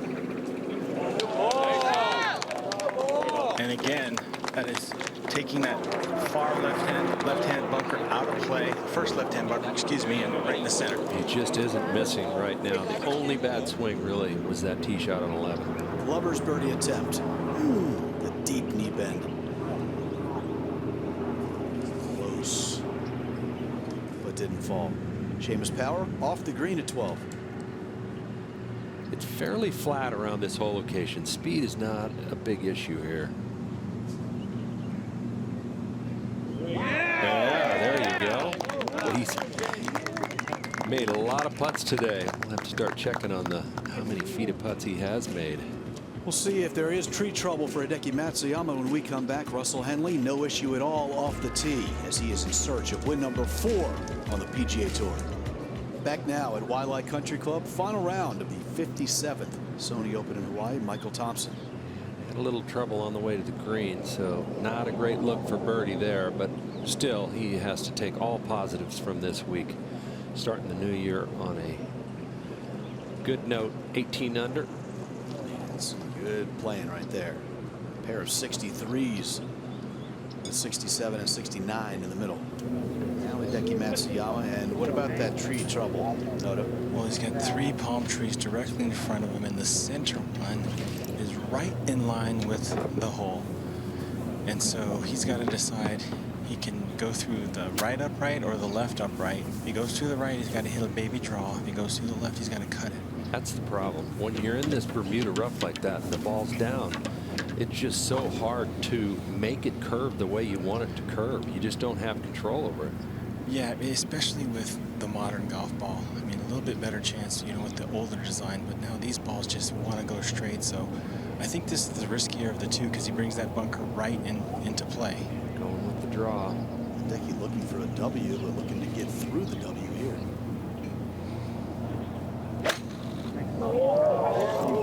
Okay, went through the upright, trying to get it to turn. And there it is. It just bounced over. What a good break that is. Wow. And by the way, that is very makeable from there. There is no reason. There's no real big slopes there. Not sure he could see it from his vantage point, but that was a tremendous break. Mitchell now for birdie at 18. Tell you, it's nice for these guys to come over to Hawaii, start the new year. You know, you've long flights for these guys. Come out with a good finish. 128 on the weekend for Keith. At 12 with the leader. All right, see if he can pick up where he left off with the short irons here. Not bad. Yeah, it's fine. Again, it's pretty flat around that hole, so a very makeable putt. 32-year-old has a birdie putt upcoming at 12 to try to extend that lead, perhaps. 23 under is Russell Henley, but it is once again a very, very close battle between he and Hideki. 2 shots separating the two as they are on at 12. We'll head out to the work of the star from Japan. We've seen a few of these already today from Hideki Matsuyama from off the green using this club. So far this week, 12 of 15 of 18 scrambling. And he is very confident right now around the greens. He thought he made that one. He was walking it in. All right, John Lucas Glover, second at 15. 38, very accessible pin today. Okay. A little wider right than he wanted, but a chance for a 3. So now that Hideki missed, Henley has a chance to get it back to 3. Still, though, I like the way he played that hole after that 2-shot swing at 11. Came right back, put it in the fairway again, hit a decent approach shot. And going to have a little lunch. Keep the energy up. Why wouldn't you? A little PB&J there, Mark? Not sure what that was, but I know what this is. Second shot for Kisner at 15. Just a couple yards closer, 136. This is a wedge, also right of the pin. And even further right than Glover's, but he'll give Lucas the line. All right, really important tee shot here at 13. There's a fairway bunker on the right that is 314 yards to carry. That is a long way, even for these players with this equipment. Rough on the left is terrible, but you've got to get the ball in the fairway at 13. So look from up above. It's a par 5 for the members. That's the bunker I was talking about there. 274 if you want to stay short of it. And Top Tracer Technology, presented by T-Mobile Business, is going to show us the shot shape that Matsuyama takes here. Not an easy fairway to squeeze it into. If you turn it over at all, a little right to left, it'll run through that left side pretty quickly. I think he's got a good shot shape for this tee shot, though, Kurt. I think he can just cover the left edge of that right bunker and hit to a pretty wide section of the fairway. Where he's aimed. Right where he was aimed. And did it, boy. That is beautiful. That is really good. Carried at 294. Would have been in the bunker had he gone right. The ball speed was good, nice and high. Puts more pressure on Henley's shot now. Well, they're pretty similar in speed, but I think off the tee, Matsuyama is a fraction longer, so Henley cannot take that carry. He's got to go left, which means if he gets a little tug on it like he did yesterday, we'll run through the fairway.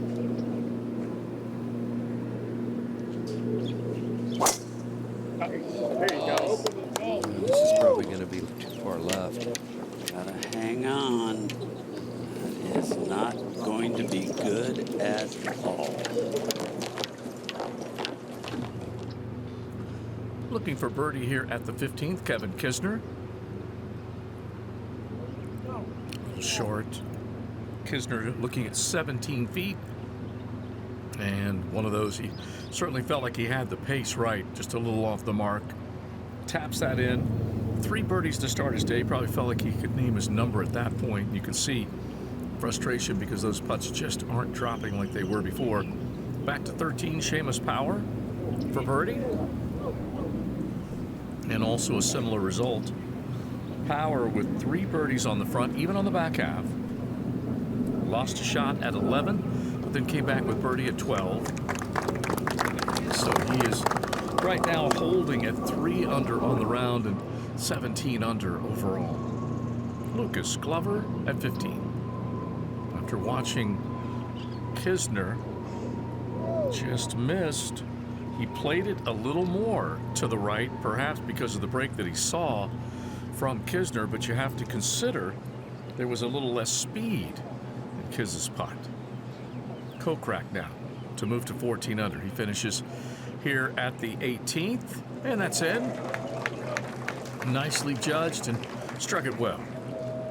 So Kokrak finishes the afternoon on a high note.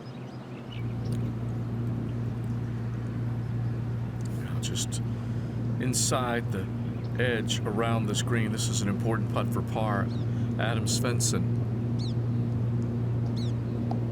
Just try and hit from 12 feet away to avoid dropping a shot. Clean card. Ooh, a lot of gas in that putt. Hardly what he was hoping for. That races past about 5 feet on the other side. Both players in that final group are at 5 under on the round and still 2 shots separating first and second on the leaderboard. But it has been a battle. Back and forth they've gone.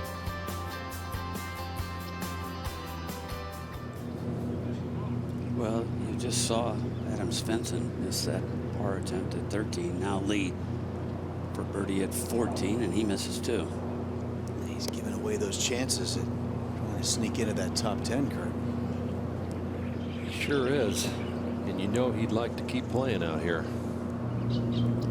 So back over 13 now. Svensson's got almost as long for a bogey. Every shot counts, and especially for a guy like Svensson. Not going to win, but going to have a really high finish. That will help.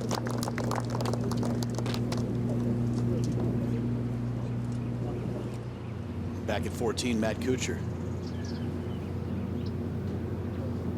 Yeah, close enough to Haotong Lee's line. You knew he wasn't going to miss that one.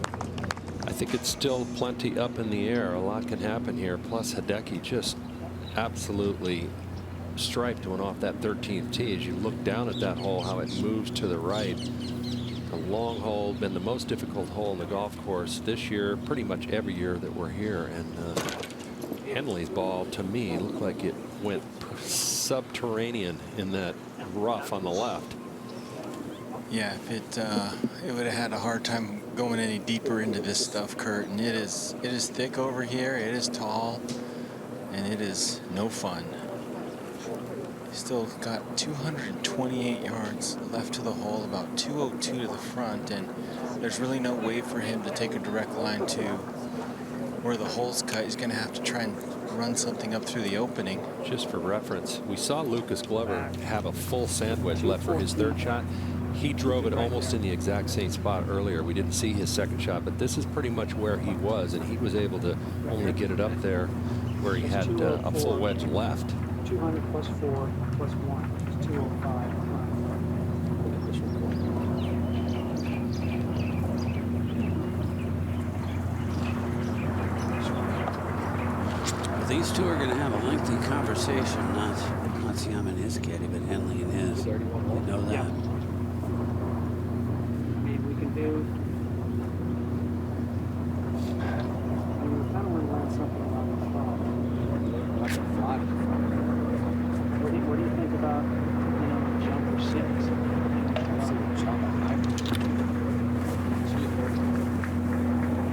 Just think it could. I wouldn't argue with that. I mean, if it goes in one of the bunker there, it's into the rim. When you take a few practice swings, get a feel for what it's. We could go ahead, go forward. Yeah.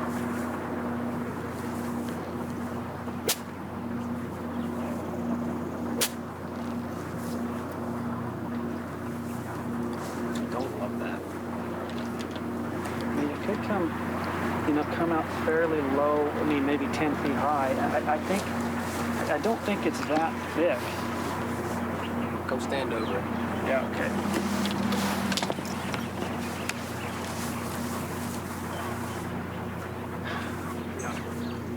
I mean, Let's just hit the iron out and hit a wedge. yeah, like the 5.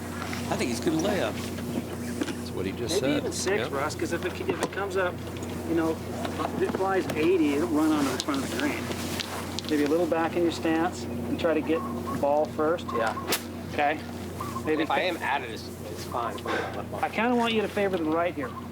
Okay? Because if the club turns it over, I don't want it going left. I'd rather miss right. Okay?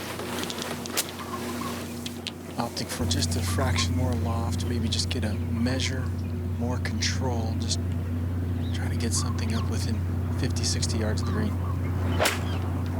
Yeah, baby. That's a good shot. Oh, got some great club on this. This is going to run out as well.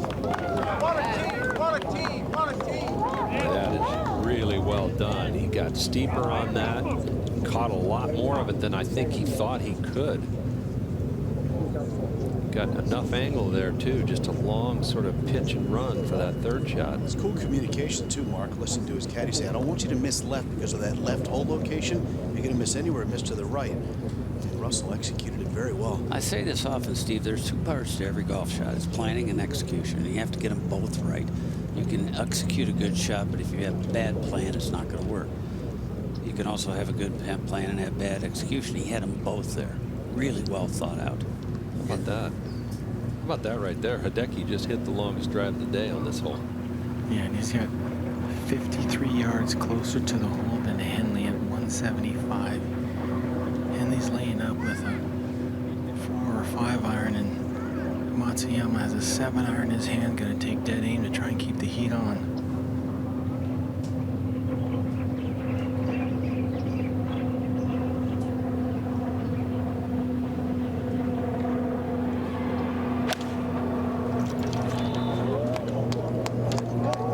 This now just drifting toward the center of the green. All right, pretty good. Chance for a 3 for Matsuyama, 13. Kevin Kisner, 18 under at 16. Get an idea of the shot path. That one just a little left to right. Baby fade, trying to keep it out of the rough. Looks like it goes right up to the edge. Kisner on a dogleg left. He plays it out to that right side. Now at 17. Coles. Coles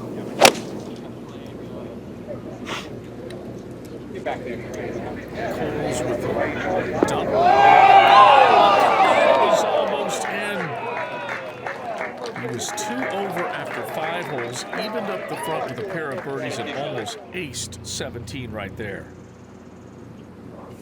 Back to 16. Glover on the dogleg left. And he'll cut off a bit of that distance. Takes it up that left side. And so Glover with a chance to have a choice club coming in. A drive of 296 leaves 146 to the cup. Taylor Gooch finishing up at 18. This for birdie. Gooch. 33 feet and doesn't quite get it there. So he'll tap in for a par and 12 under. It looks like outside of the top 25 for Gooch. Right now T27 on the leaderboard. FedEx Cup points though. We'll take advantage of that right now. He is projected second in the FedEx Cup. He had the top spot coming into this Sony Open in Hawaii, so gave a little bit away. Russell Henley stalking this one now, so he's getting ready.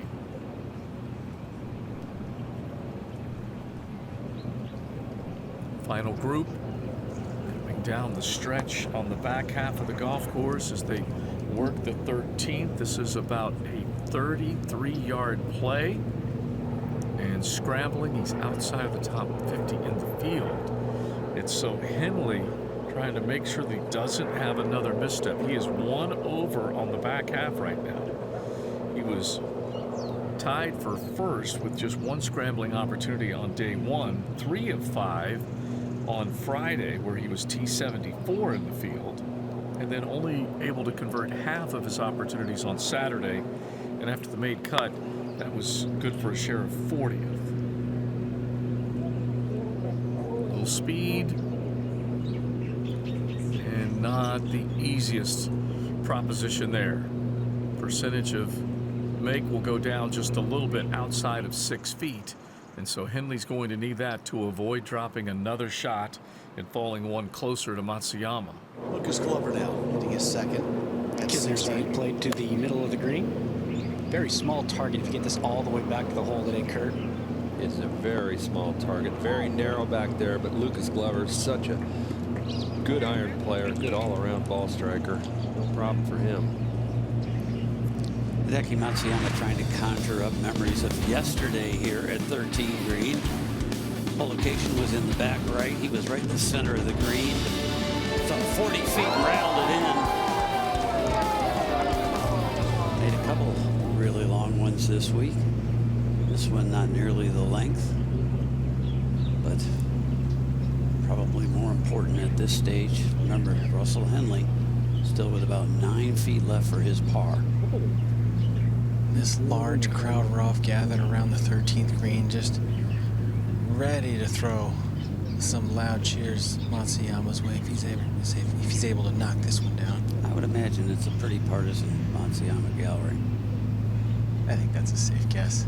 That's no offense to Russell Henley. It just means how popular Hideki is here in Hawaii. Absolutely. Got a little left-hand break. Not that much, though.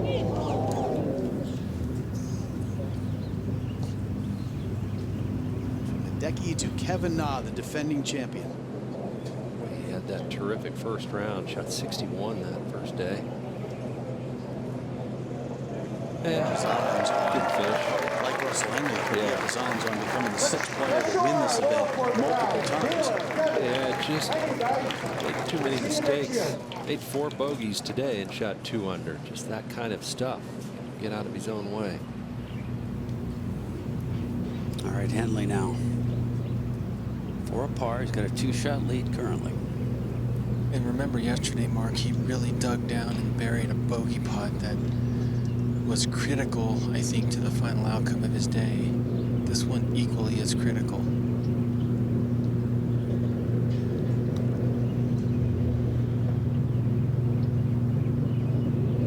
Oh, that's a beauty. Wasn't sure it was going to hang in there, but it did. Nearly broke left. That is a terrific par for Henley after that tee shot. And now the pressure kind of flips over to Matsuyama, who still is not in for his par. It certainly does. He can't afford to get further behind. He's really the only player within reach of Henley at this point. Okay, a couple of pars in 2 completely different fashions. Let's go, Hideki. Okay, cool. A little bit earlier, Kevin Kisner had this birdie putt at 16 with Lucas Glover watching.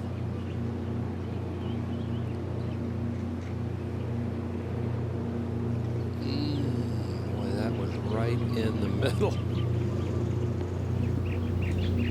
Less than enthused with that effort. All right, John, Lucas Glover, he's trying to pour in another one. After that beautiful 9-iron all the way back to the hole. Pretty good right to left here. Boy, he hit such a good second shot in there. That's a little disappointing not to be able to knock that one down, but he's made some nice putts this week to go along with his good ball striking.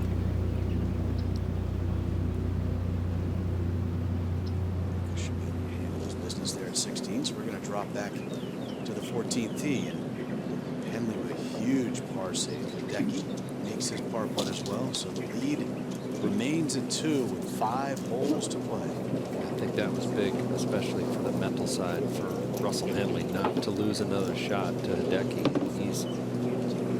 Hideki's playing some confident golf. He's charging, isn't he, Kurt? Yeah. He's really, I mean, at this point, it's for Hideki, the stature he's acquired in the game. It's not about the money, it's about the wins now. It's about your legacy and sort of just how many wins can you chalk up in any way, shape, or form, whether you're leading, coming from behind. And so he's really just throwing caution to the wind now. He's just going after this W. Yeah, and this is not a conservative play. If you're thinking this is less than driver off this tee, you can see the way the hole shapes right to left. He's trying to keep it right center here, out of the bunker, just anywhere in the fairway. Driver really just, there's too much trouble with the driver. Nice shot. Yeah, especially for both of these players, Kurt, who don't do a lot of right to left. They mostly see a little left to right, and that one Got the good kick. just landed about 30 feet from me and kicked straight right. It's basically in the center of the fairway, and that is in great shape. Noda, you've been there. You know what it's like. Multiple winner on the PGA Tour. You have a lead on the 14th tee. What's going inside with Russell Henley right now? I think he's doing just fine. I mean, you saw what he did with that huge putt there. Could have just as easily missed that par putt at 13, but just managed to scratch out a 4. And you know, you'd rather win ugly than lose pretty. Bogey putt at 11 was really big too. Come on, Hideki. Up boy, run. Ellie! Right. This one, he's picking up the tee quickly. Yeah, that is way right though. And it's settled down in the Bermudas. So we'll see what kind of lie and what he can do from there. That was a little bit of a mistake. Left on 13, he ended up making the par. Now he's right on 14, and he does not have a lot of margin to play with. He has a 2-shot lead right now over Hideki Matsuyama. At the 17th tee, this just happened a moment ago. Kevin Kisner with a 7-iron. He is minus 18. Leaning.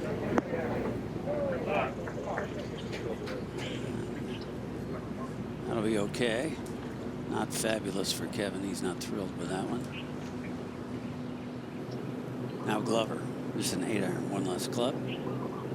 That 7-iron initially marked just changed to 8, so be a good full one for him. Swing, LG.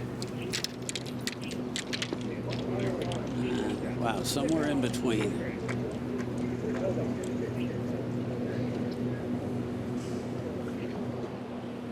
And that is the golf ball of Russell Henley. Not sure how it compares to what he was looking at on 13, where he made the 4 after hacking it out of there, but it sure doesn't look pretty. Yeah, compared to the one at 13 was just a little thicker. I think there was a little bit more grass in that vicinity of the rough, but this one's a little thinner curved, and it's hot. You know, it's what we characterize as a hot lie, meaning this thing's going to have some jump in it. If it takes a full swing, it might just jump. As you look up there, though, you can see there's a nice opening to this green, and it's kind of a little uphill right there at the end. We want to fly, want to go about 65. Everyone perfectly still, please. This could jump. Right. I mean, what about a wedge? I was about to say what's a wedge. Yeah, I think we need to go wedge. Because I think it's going to jump. Yeah, We'd rather leave it short than long. And they're absolutely right. So The only real trouble here is long and right. Just catch all ball. I mean, it's 65. If it doesn't jump, though, it's just way short. That's true, but I think we have to deal with it. All right. Okay? That's it. I think they would rather be chipping or even a little pitch shot from short of the green rather than, say, 40 feet down the hill sliding right with a long putt. It went from the 9-iron curve to the pitching wedge, expecting some jump, so it's going to make a nice aggressive swing. Go. Let's go. And this had no jump at all. Watch how short this is. Good shot. Roll out there, though, so looks like it's 3 or 4 yards short. Not a terrible spot. You can tell just didn't get the carry that they expected, but that's what you get for missing the fairway. You got to play some unpredictable lies. Matsuyama now 148.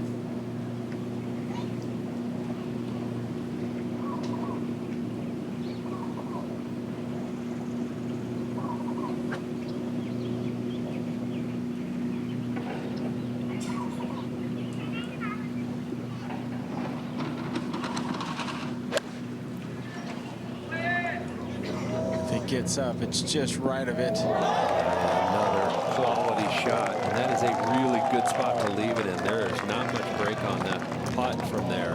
Quality It's shot uphill. and quality look at birdie. Yeah, very. So it's going to be, you know, a little pressure on Henley here. He's already got the putter out, so he's already made up his mind what he's going to do with that ball. Roll it up there, hopefully close, and make his par, and see what Hideki does. So the lead currently at 2. Here he is hitting his second at the 9th. He was at 22 under par, trying to stretch that lead out. This was best swing of the day, and he's made a bunch of good swings. That was 4-iron in there to 3 feet, made it for eagle. Then he started having a little bit of trouble. Yeah, he made that eagle. It was a 5-shot lead. He laid well back on 10. It was, and then this. Yeah, it was just a little wedge shot in here, but that was at least 30 feet left, so that wasn't great. He did 2-putt for his par there with a nice lag putt. Then at 11, he missed this one left. Yeah, it's a big mistake here, and he knew it. And you can't miss left of this hole. There's no shot in that bunker. So that was really unusual there. Just flipped it over a little bit. Was unable to get it up and down from that bunker, and all of a sudden the lead was shrinking. Then at 13, speaking of going left, here he is. I think he was really afraid of missing that drive out to the right more than he was left. He felt like he had some kind of shot from the left and wouldn't have anything over there to the right. We hear tour players say it all the time. It's okay to miss one side of the golf course, but when you have a two-way miss, That's not great. This one goes right off the tee at 14. Yeah, I think he was trying to hit a draw. He doesn't curve it a lot, so trying to set up with that 3-wood and hit a draw down there and just blocked it out. If he gets this ball up and down from off the green, he's going to use a putter. If he gets it up and down, then I don't think that tee shot's a huge deal. And he doesn't need, going forward, 15, he can hit iron off the tee at 15 if he wants to, which is a very safe play there. But there are some tough shots coming in. The tee shot at 16 and the tee shot at 18 are both difficult shots. Can you attribute the last 45, 60 minutes to nerves, perhaps? Or getting that big lead and going, oh, maybe taking his foot off the gas a touch? No. I don't think he's taking his foot off the gas. I think it's all nerves. It's hard to win out here, you know, and it's a rare thing. He's won 3 times, but, you know, this is the 9th time he's played over here at Sony. He's been out here a while, but he's still in control, up by 2, and he needs to get this down in 2. And note it, when he won here in 2013, he birdied the last 5 holes beginning right there at 14. He's not going to make a birdie today, however. That's closed that 9 out in 29, opened the 9 today in 29, so good vibes here for this guy when he gets in a good zone. So still, you know, just trucking along, trying to just stay in his thoughts, stay within his strategy. That was Kevin Kisner for his birdie at 17. This now is Adam Svensson at 15 for a birdie.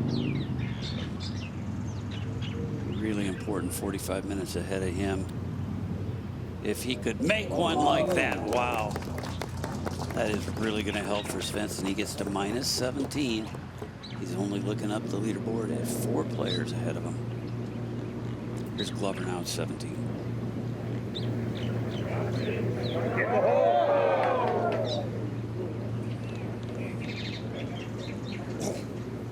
Now Hideki Matsuyama.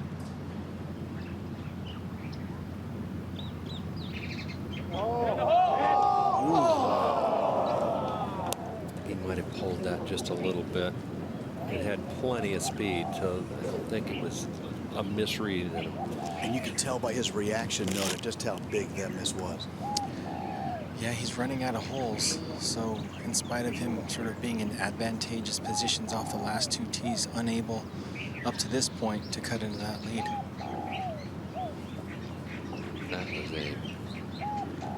That was a big miss right there. That was a great look. Such a well-played hole until that putt. We'll have to wait and see what Henley will do. You know what, there's a lot of work left here. Yeah, he's going to give this one the full service, I promise you that. He's not slowing up anybody behind him. He made one about this length for bogey at 11. Huge putt there. Made a really good putt back on 13. Yeah, he's been real solid. I mean, aside from just a couple nervy swings here or there, I mean, overall, I mean, you can't really discount his performance on the front, and you know, he's been pretty good with these overall. And with some speed, that was a confident stroke. So Henley and Matsuyama taking their time. The group ahead of them, Jonas Power and Adam Svensson, will be in the 16th hole. This guy is just walking to the 15th tee. Well, it's a different dynamic, but it's not a very long walk over the 15th tee. It's only a few paces, really. And this is just a shorty, this hole, only 384 yards. And note, you're right down there. There's a point out there at the fairway at about 261 yards where it starts turning to the left and narrowing up. I really don't think you want to hit it much farther than 250, 260 max. Well, the reason is you can still be in the fairway, but if you hit it in that sort of 265 to 270 range and you end up on the right half of the fairway, you're blocked out by the branches of these overhanging trees. So that's why you see players really back off and they sort of hit it in that sort of 245 to 265 window because they don't want to be blocked out on that right-hand side of the fairway. It's a good look from up above. You can see the tree he's talking about. Just almost looks like it's in the fairway from up above, but yes, it juts out and really narrows things up there. But this is a hole that really only causes you problems if you miss the fairway off the tee.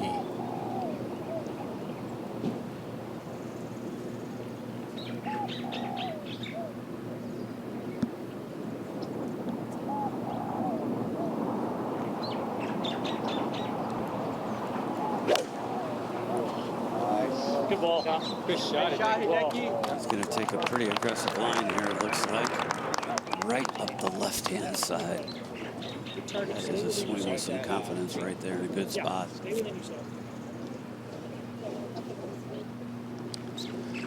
All right, Henley has gone left at 13, right at 14. He's got to hit one straight here. Yeah, this is the shortest club of those 3 swings, so got a little bit better chance of keeping it in that fairway.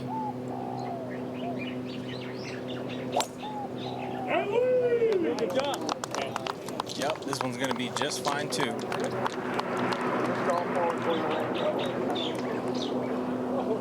Yeah, Kurt was saying he doesn't curve the ball much. That one curved a total of 10 yards only. He's the leader. It's a 2-horse race. Had a while. Welcome back to the final round of the Sony Open in Hawaii. Hideki Matsuyama trying to chase down Russell Henley. They're at 15 second shots. Henley with a 2-shot lead. Just walking through this final yardage off 147 is what we got. Yeah, like a slide at 9 and slide at 12. Time for him to hit one like he did over on that opening 9. Get it in there about 3 or 4 feet. Yeah, nice little 9-iron here would go a long way. And just keeping the heat, forcing Hideki to match the quality.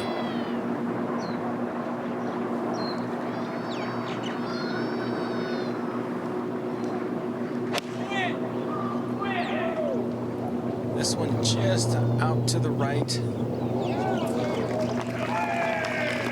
Yeah, 18 feet. Outside chance. 18 feet to 18 green, and maybe 18 under for Russell Knox. But in a tie for 6th right now, so a good week for him.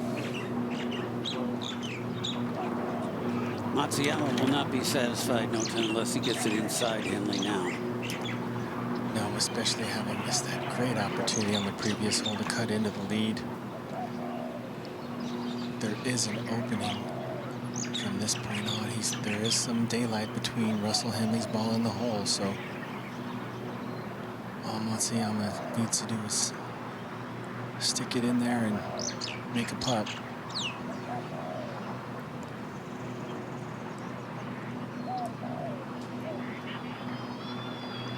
Got the 9 in his hand, Ralph. It's not a huge one.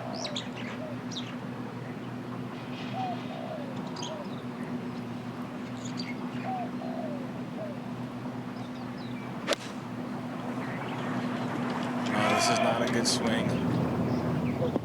Almost felt like he stood over that one just a little extra long.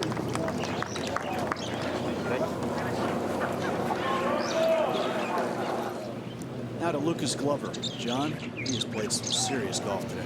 He has 240 total here, trying to break out of that tie for 3rd. This one's heading left, though. It's a good break having the stands over there. He'll have a lot of green to work with. And uphill and then downhill at the very end there. It's not an easy pitch from over there. Seamus Power trying to make his par at 16. Good look at birdie, ran it by to there, but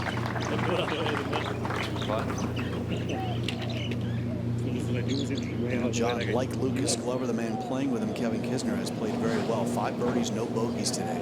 In the same situation. This one's heading right.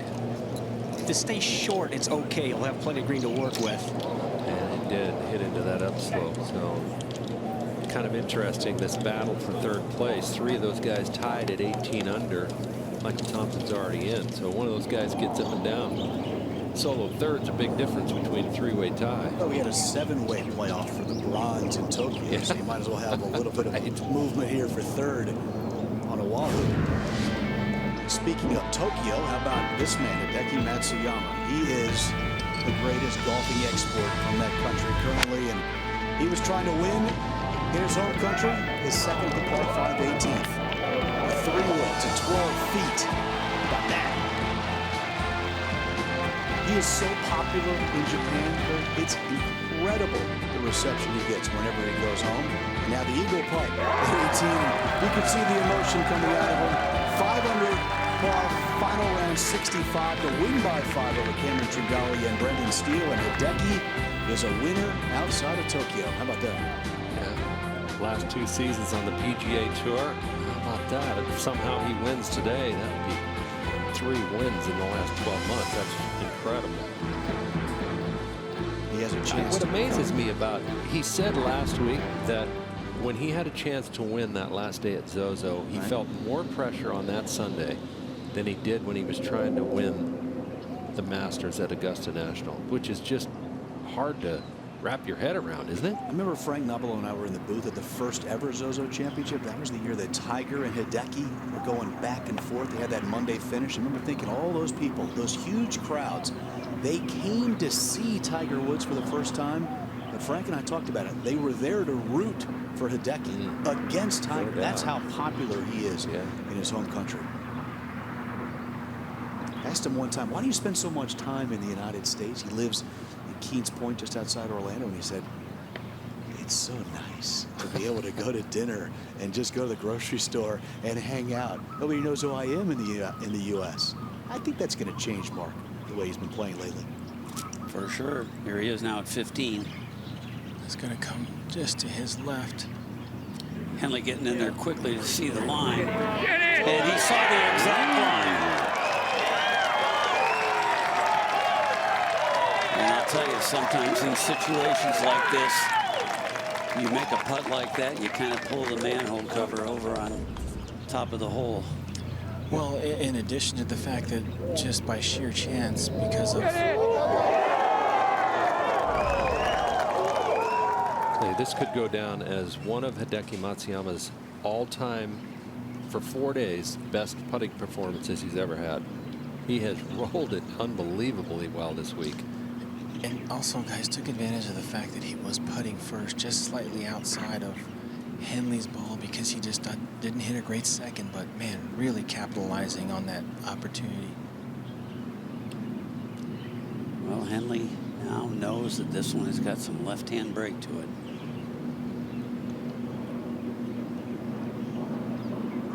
He bashed it way too hard, hit right through the break. And there is a chance that this lead could be gone. You can really feel, though, the momentum shifting towards Hideki. He's got, 90% of that gallery that's out there right now are for him. They're cheering up every move he makes. If you're Henley, this is not going to be easy coming in here, and you got to get this one in first. But you could just feel that Hideki has all the positive energy right now. And you heard some of the players talk about it when the galleys weren't on the PGA Tour. Some of the bigger name players that felt like the energy that they usually feed off of in the crowd wasn't there, but certainly not the case today for Matsuyama. Huge group of support here. Henley is up against the wall now. Okay, that's a good one. Good confident stroke for Russell. That first putt was not a good putt, though. He may have hit it a little too hard because he was feeling the need to make the putt, instead of his normal, sort of dive in there on the right side and let it take that break. He probably felt like, I really need to make this putt now. It is such an advantage for Matsuyama to have the honor on the tee right now. Lucas Glover is in the center of the 18th green. Took a lead from the grandstand's left, pitch to here. This is to jump out of that third place tie.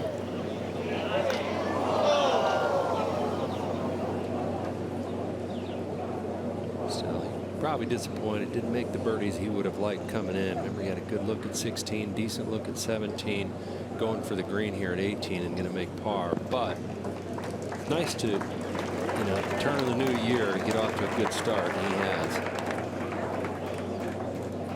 4 solid days there for Lucas. And Mark talked about having the honor on the 16th tee. He's only one back, but feels like there's some momentum on Hideki's side right now, Noda. Oh, absolutely. I mean, he's walking a 10 T5 back. Now he's one with 3 to play and a lot of momentum, and I would say got his sights set on winning this event. You see the lead changes we've seen since the 9th hole when Henley made that beautiful eagle at the par 5. And most of the problems here when players get in trouble is left. This kind of hard right to left dog leg.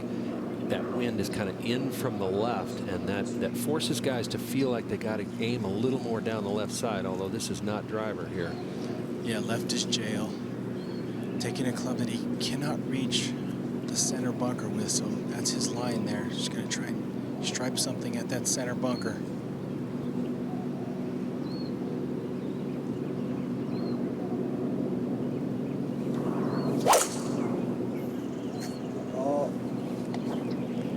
He likes it, and he should. Great shot. Leader of all the trouble off the tee at 16 is Hideki. Now Kisner. This is a big putt. Get him into a solo 3rd position. Both money and points. It's a big deal. Yeah. Remember how we say every shot counts? Pay attention to where Kevin Kisner ends up the rest of the year. You never know what that putt right there will mean. Now Henley. And to Mark's point, Hideki able to put that ball in the fairway. Puts just a measure of pressure on Henley to match. Yeah, this is a good one as well, according to Shot Tracer anyway. Yep. I think he responded pretty well there. I like the aggressive putting stroke on the 3-footer on the last hole, and another good swing there. So should be a good battle down the stretch here. Back a while, final round of the Sony Open in Hawaii. Seamus Power for a birdie at 17. His putter has been on fire. It is higher than that Kilauea volcano over on the Big Island right now. He's making them from everywhere. Here's Haotong Lee. Sponsor exemption. Needs that top 10. But right now he's in 16th. See what a birdie would do for him here. This is his 3rd shot, though, so he drove him in a little bit of trouble. How about that shot? He will definitely finish with the birdie. Yeah, it's not going to be enough. Not going to be enough? Leading top 10? Nope. Just outside of it right now. Hideki Matsuyama. Even with that burst of energy from that birdie putt at the last, still has work to do.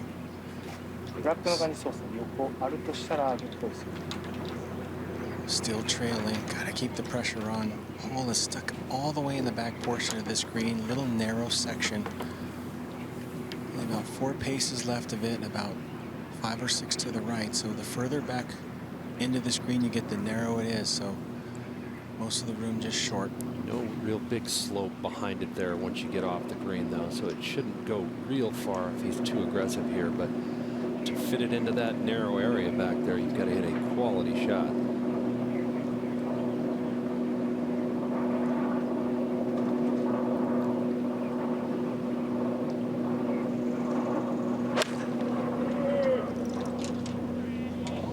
This is just right of the hole. This is pretty good here.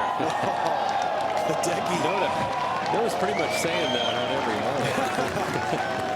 Answering the challenge is Matsuyama. Now it's Henley's turn. As these two go back and forth. It's like pretty much right at it. Yeah. Commit to it. Yeah, so knows exactly what he has to do. Same situation, just gotta have the utmost confidence in the club in your hand. Trust it, commit, make a really good swing here.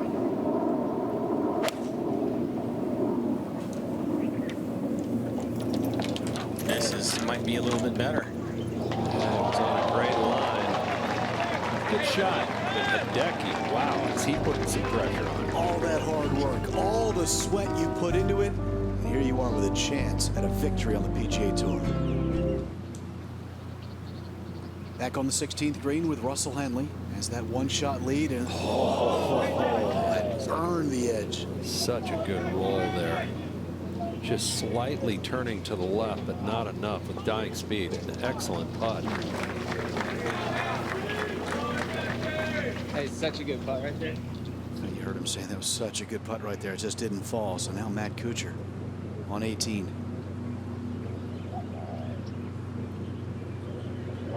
He chased length a little bit this past season, and it didn't work out. He did not play well this past season. So back to his normal dink and dunk, put it in the fairway, wedge it great, and make some putts. After all of the ups and downs, Noto, after all the emotions running high and low, if Matsuyama makes this putt here on the 16th green, he and Henley will be tied with 2 holes remaining. You got to give him so much credit for not getting down on himself at the turn, being 5 back, just hung in there. Now just has to put this right on the top side of that hole, just a tiny bit of right to left in it.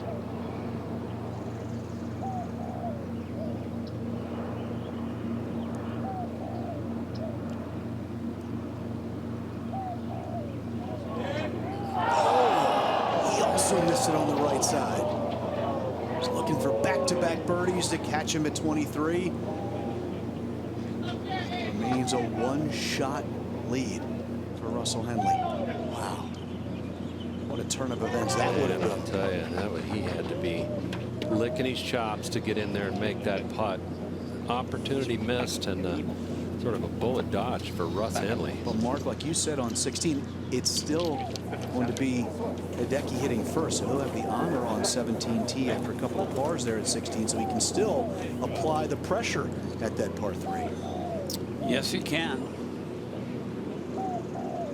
It's not a tee shot. Players have been getting real close today, that's for sure. It looks simple when you're standing on the tee, the whole location in the sort of back right corner. And Mark, in these sorts of situations, right, it's about handling the moment, staying calm, keeping your mind focused on the right things, on execution, target. And nobody's handled a bigger stage at the Masters than Matsuyama this past year. There's a big crowd out there, but it's eerily quiet right now, it feels like, Milton. Yeah, they were ready to raise the roof if that putt would have gone down.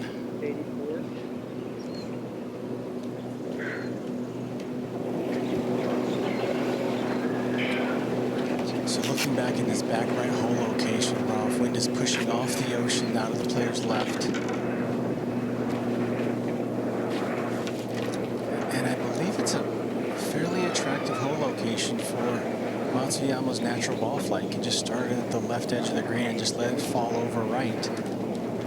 Most every shot has been golfers left at the hole. I'm not sure I've seen one yet today that was hole high. It was right of the pin and on the green. You do not want to miss right no matter what. Yeah, this green is interesting. Players do not like going long here for some reason. So you'll see a lot of balls come up short, but they hate right even worse, though. Yeah, down there in those bunkers is no fun, especially when the hole is cut just 6 paces from the right.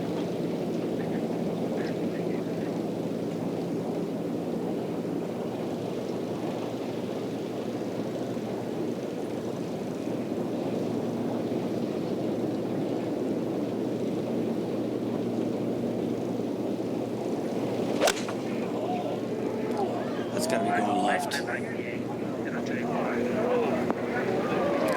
Well, caught a piece of the green, but it really wasn't a terrific shot.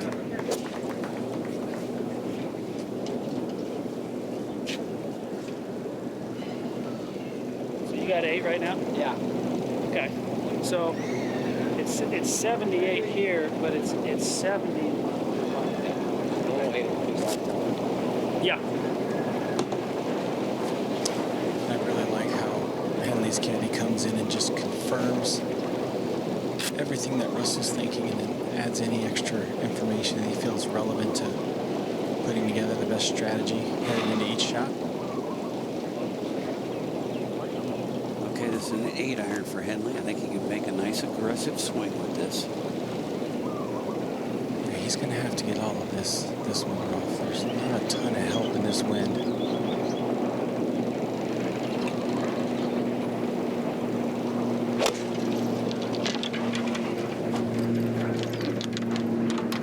It's going to be safely toward the front left. Okay, boys, get your putters out. Let's see who's the best with that club right now.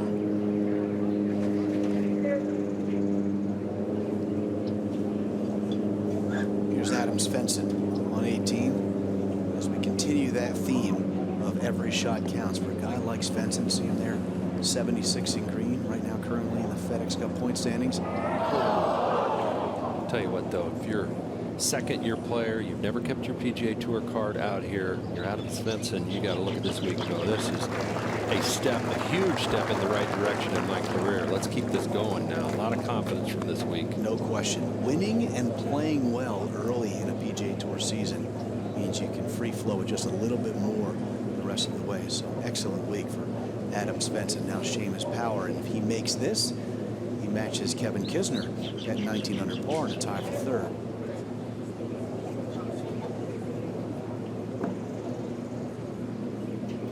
That win at Barbasol just changed the entire complexion of Seamus's career.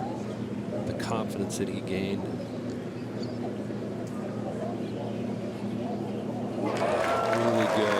Really good week.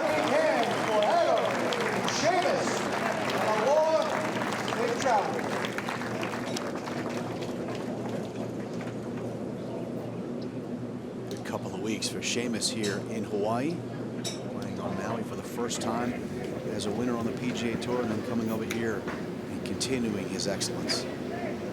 As we go back to 17. Our Matsuyama will be first, and this ball is right back up toward the mountain.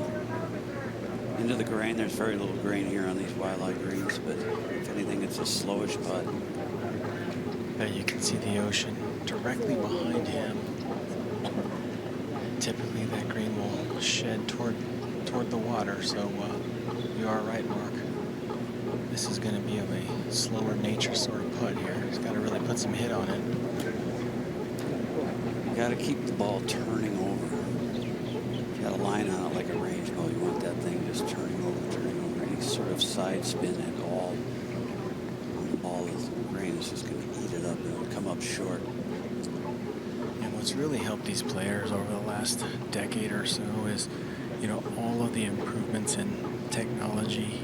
Players are getting fit for their putters. They're testing spin and roll so that ball gets turning over as quickly as possible. So, grain becomes less of a factor. It still plays a role in the read and the break, but just becomes less of a factor when that ball getting started, that first 20% of its distance.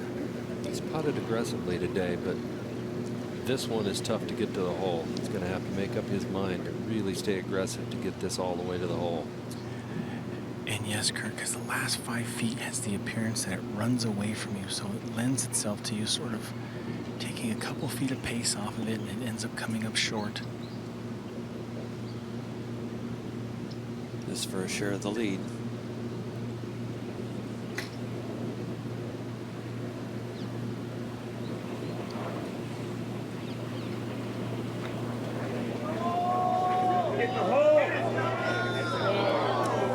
Got the speed right.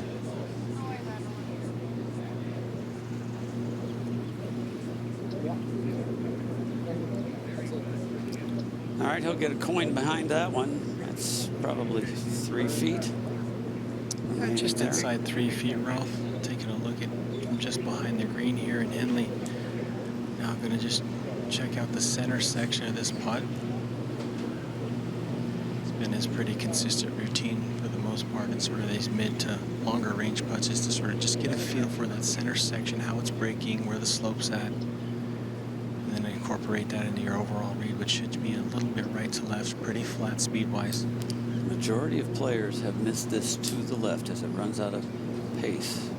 Breaks a little more than they think.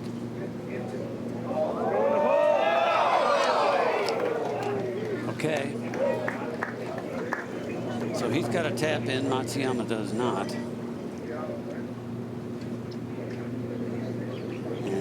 maintain at least his one-shot lead going to the 72nd hole.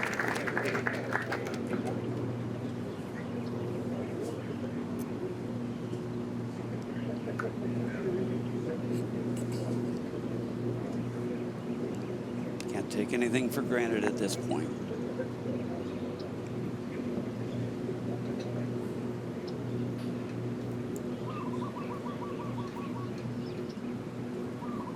Okay.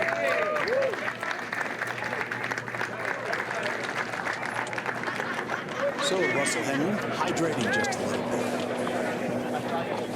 That one-shot lead as he walks to the 18th. He entered the week 42nd in the FedEx Cup point standings. Go high as 6 with a victory today. And he has one hole remaining, and there is so much on the line each and every week, Kurt, on the PGA Tour. You have those 500 FedEx Cup points. We talked about Russell maybe catapulting himself into the top 10, but getting that exemption all the way through not just this season, but 2 more seasons. It's a massive, massive thing to win. When you look at all this, obviously it's even more important for Russell Henley. As a master champ, you're going to be in all of this stuff. That's a 5-year exemption. So Hideki already sitting pretty, but man, for Russ Henley, got to get up and really commit on that last hole. Trust yourself. And being able to set your schedule for the season is also enormous, and he has a tall task in front of him. Look at how difficult it is to hit the fairway at 18. It's because it's such a sharp dog leg to the left. It's easy with these fairways being firm. It's easy to run through that dog leg. Typically the wind is helping from behind, and it still is slightly today. There's a look at 18 right there. You can see how sharp that left dog leg is. So if you're Russell Henley, you know, I think it's something other than driver, whatever you got to do to get it in the fairway, because even if you're a little further back, you can still get home in 2. You can bounce something in. If you really stripe one down there with a 3-wood, you can easily knock it on in 2. If you're Hideki, you know, do you get up with driver? He doesn't like to really turn the ball over right to left. That's what they're discussing right now. But if he could get something turning over and just get it up over the edge of the palm trees down in front left there, he could put some pressure on him. He is going to go with the driver. Yeah, you can see he took a club length from the tee marker there just to kind of give himself a visual orientation of where he wants to start this ball. We saw that huge drive at 13, Kurt, so he's got a little extra in the tank when he needs. See if he pulls it out here. Yeah, let's see if he can get it turning over. Do you see the building way up on the hill? He'd like to start it right there and then have it draw around that last palm tree on the left and then carry that that bunker down there. If he can do it, he could have a middle iron left.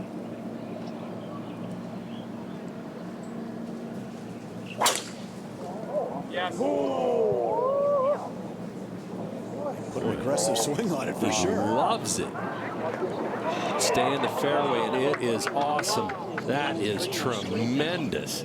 How about that swing? Talk about applying some pressure to your man. Hideki has birdied the 18th all 3 days this week. Henley is the only player, Noda, in the field this week to eagle 9 and 18 in a single round. That came on Friday. He eagled 9 earlier today, so perhaps that bodes well for the man from Georgia. Yeah, staying with his strategy, taking this fairway metal, just wants to get this up and out on the fairway. Seems to like it. Yeah, this should be fine, Kurt. Oh, big hop. So that makes getting home awfully difficult. I don't think he will be able to get home in 2. Boy, this is getting good now. This is what it's all about. He's one back, but Matsuyama has the edge on 18 right now. There's Hideki Matsuyama. Which hole was it earlier on the back nine? 13. He hit the longest, 13. So there Twice he goes. on the back nine on Sunday, he has the longest drives Ripping this week. Excuse me, today. But amazing amount of power from Hideki. By the way, when Henley won here, Kurt, in 2013, Hideki Matsuyama was an amateur, played that week, and missed the cut. So here they are. 3 ahead of the 268, so 251, 252 front.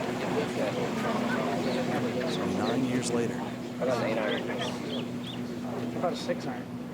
I gotta get it over the lip. Don't you?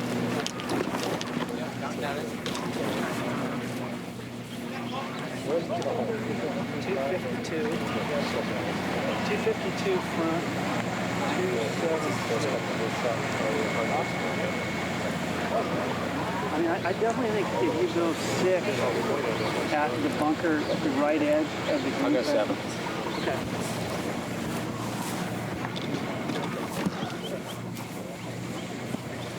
Yeah, it's plenty club. At the right edge of the green bunker? Yeah. Plenty of club there, Russ. Russell wanted to hit the 8 initially. Caddy wanted the 6. Well, they compromised. He's got the 7 in his hand. Just trying to keep it in the fairway and get it to a good number. That's the way. That's going to be fine. He didn't catch it all, but it's going to be fine. Yeah, just a little further back than he'd like, but boy, Hideki, he pulls off a really dramatically good shot here. It's really going to force Henley's hand.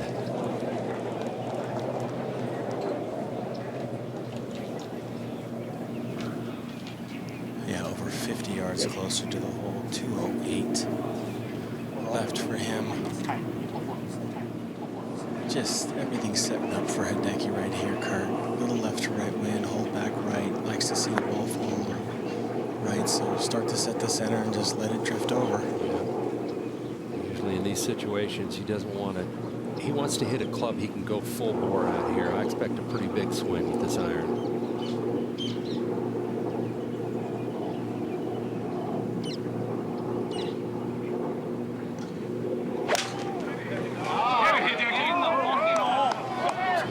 Left of it. A little bit short.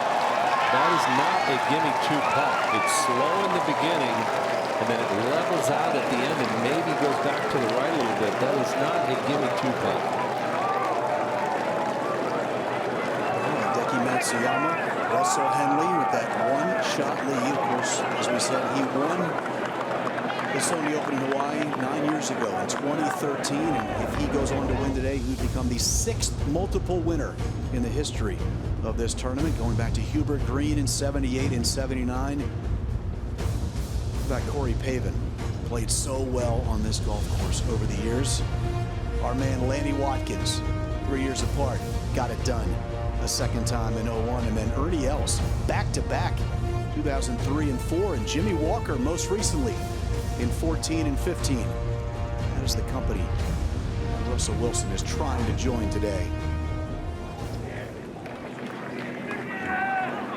It has been a wild roller coaster for Russell Henley. Racing out to that 5-shot lead after that 6 under par front 9, and then he just had to hold on here in the last 8 holes. Yeah, the thing is, he's played well. He's 5 under par today, but Hideki's played slightly better. He's 6 under today. It's hard to win out here on the PGA Tour, that is for sure. So still a very manageable 126 left for Henley. What are you thinking? I'm thinking 20. Takes a little bit down. Yeah. Definitely, Russ. Okay. Definitely. 120, 51. Yeah. Now remember, Kurt, 120 wants you between. Where is he at? He's on the middle of the green. Okay.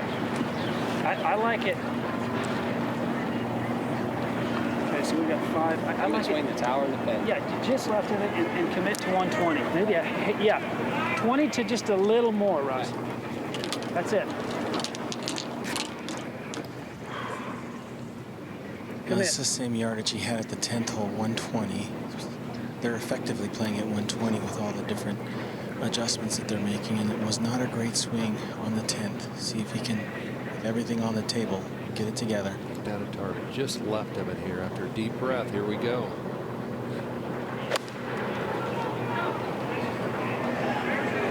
He struck this just left of it. Darn good, and I would say right on his target. It's not the easiest putt to read. Goes back to the right a little bit at the end there, I believe, from that angle.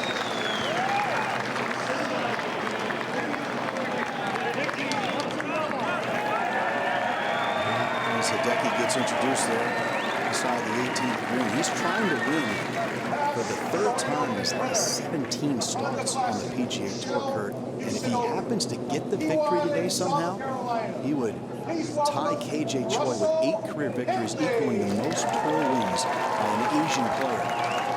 The thing is, he's still in his 20s. Yeah. I mean, it feels like he's been out there a long time, but he's still in his 20s.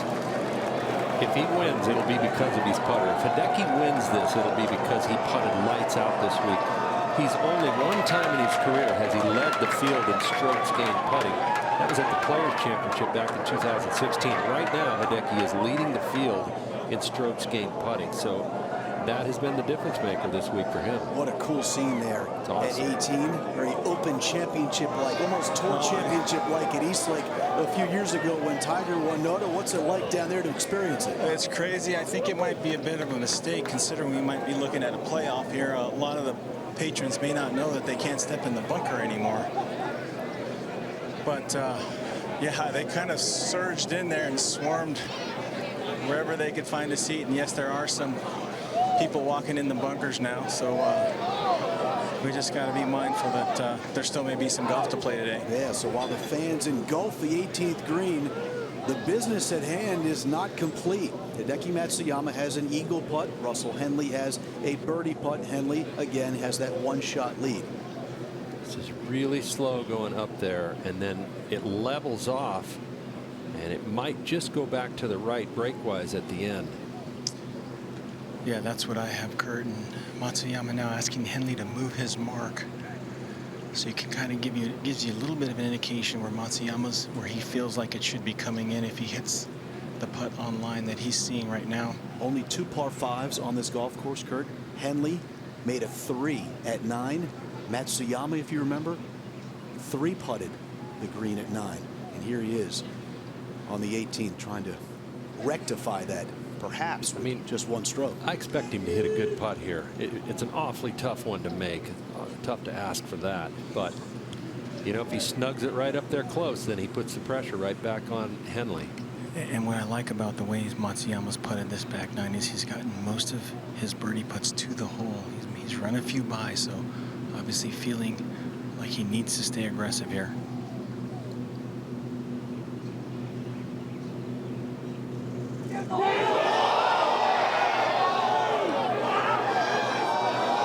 That was excellent speed, though. Really well done. You assume he's going to tap in for 23 under, so it's going to all come down to Russell Henley on the 18th. Yeah, this is an experienced play here, Kurt, making sure he taps just to know that even though he's probably going to be standing close to Henley's line, he knows he needs to tap this to just get in the back of Russell's mind that if he misses, there's more golf to play.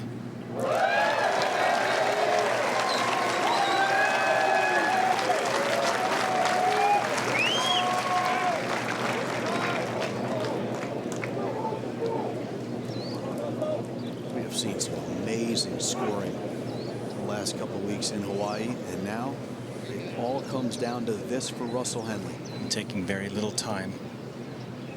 Take one more look at it here. Looked like he was going to step in and give it a run. I mean, I took a brief look at it down there today, Noda.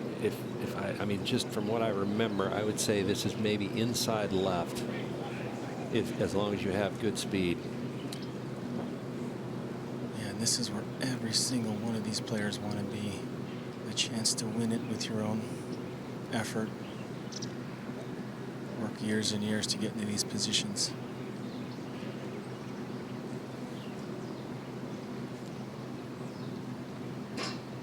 I think you're right, Kurt. There's not much in this at all.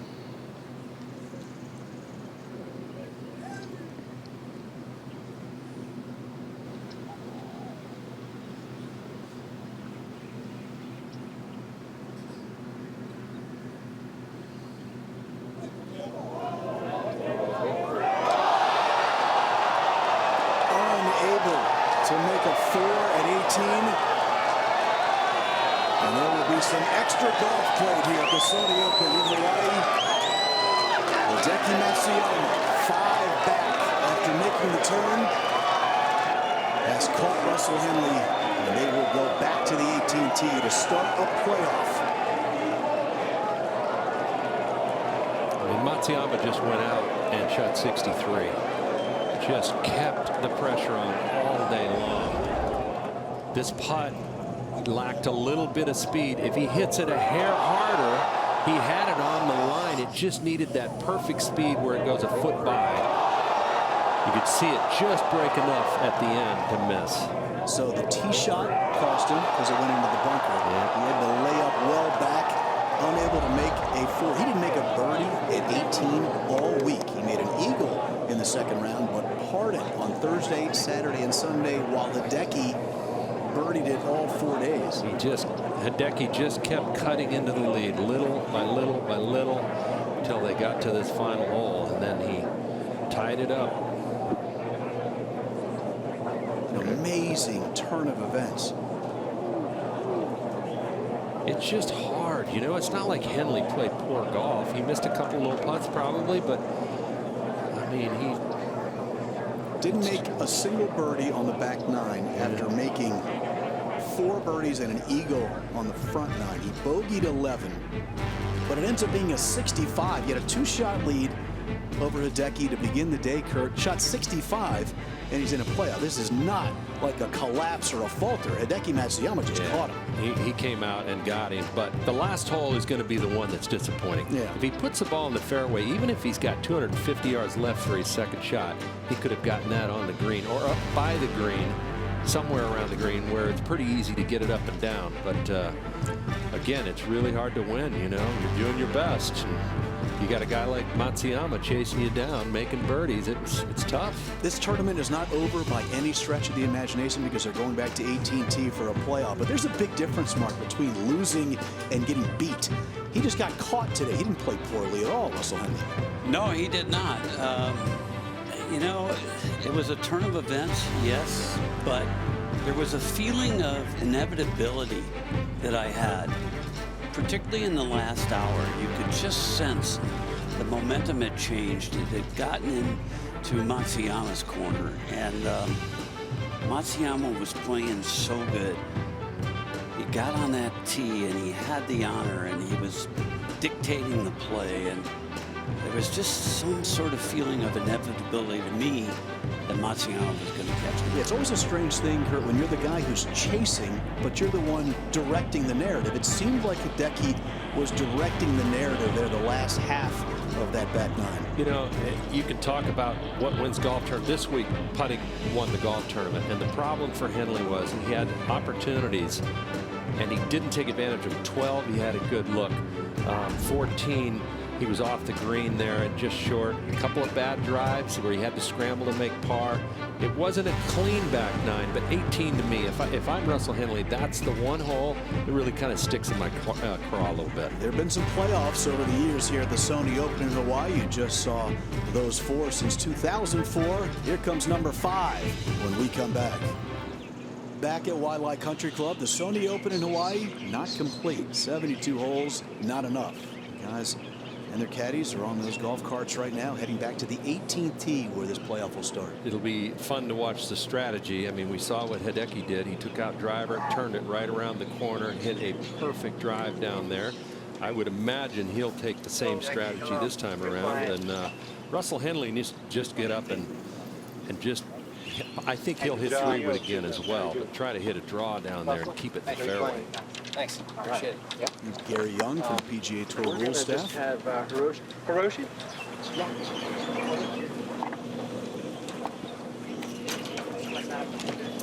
You want to hit first here, right, to dictate the action? Definitely. Hideki's liking that he's up first. If he gets to. Before we get started here, I just want to say thank you to Mr. Hiroshi Kawana, Executive Vice President of Sony Corporation, and Corbett Kalama. He's the chairman of Hawaii Charities. So thank you both for such a great week. Yeah, thanks for having us. Okay. Guys, we're going to play sudden death, and we're going to be playing 18, 18, 17, 18. That's the order, okay? Russell, you had the honor this morning. You're going to lead us off here, okay? Guys, best of luck. All right, thank you. Interesting. So they went back to the first tee, first shot of the day, where Henley had honors, and that's how they determined who hits first here. Yeah, if you haven't seen PGA Tour golf in a while, they changed that. You used to pick the number out of the hat to see who had the honor. They don't do that anymore. They revert back to the beginning of the final round. So Russell Henley, unlike in regulation, Kurt, Russell Henley will be hitting first. What does that mean for him? Kind of Well, at let's listen. the left edge, left middle of the hotel. Yeah. Okay. So they were just picking a target right there. What it means is he has a chance to put the pressure back on Hideki this time around. He said that they called it a hotel. That building up on the hill there, they want to get it right there. They want it to end up right there with this 3-wood, and that should stay in the fairway.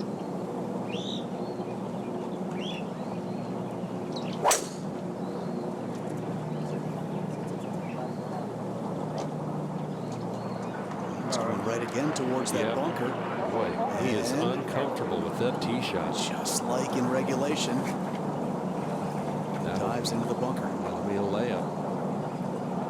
But again, Hideki with the advantage, especially the confidence that he has with what he did in regulation, where he just pounded that driver around the corner. Now, in regulation, he was one back and he had the honor. This time, he's in a playoff and Henley is in the bunker first. Does it change anything for what he does this time around? I'd be surprised if he doesn't hit driver, but he's thinking about it, isn't he?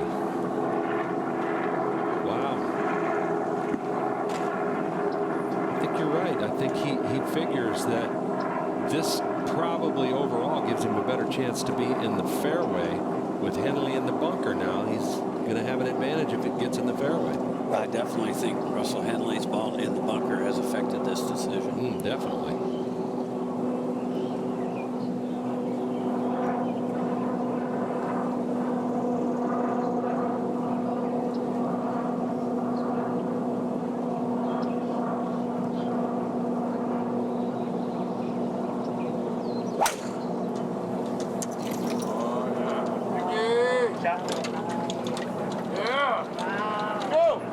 Man, another beauty.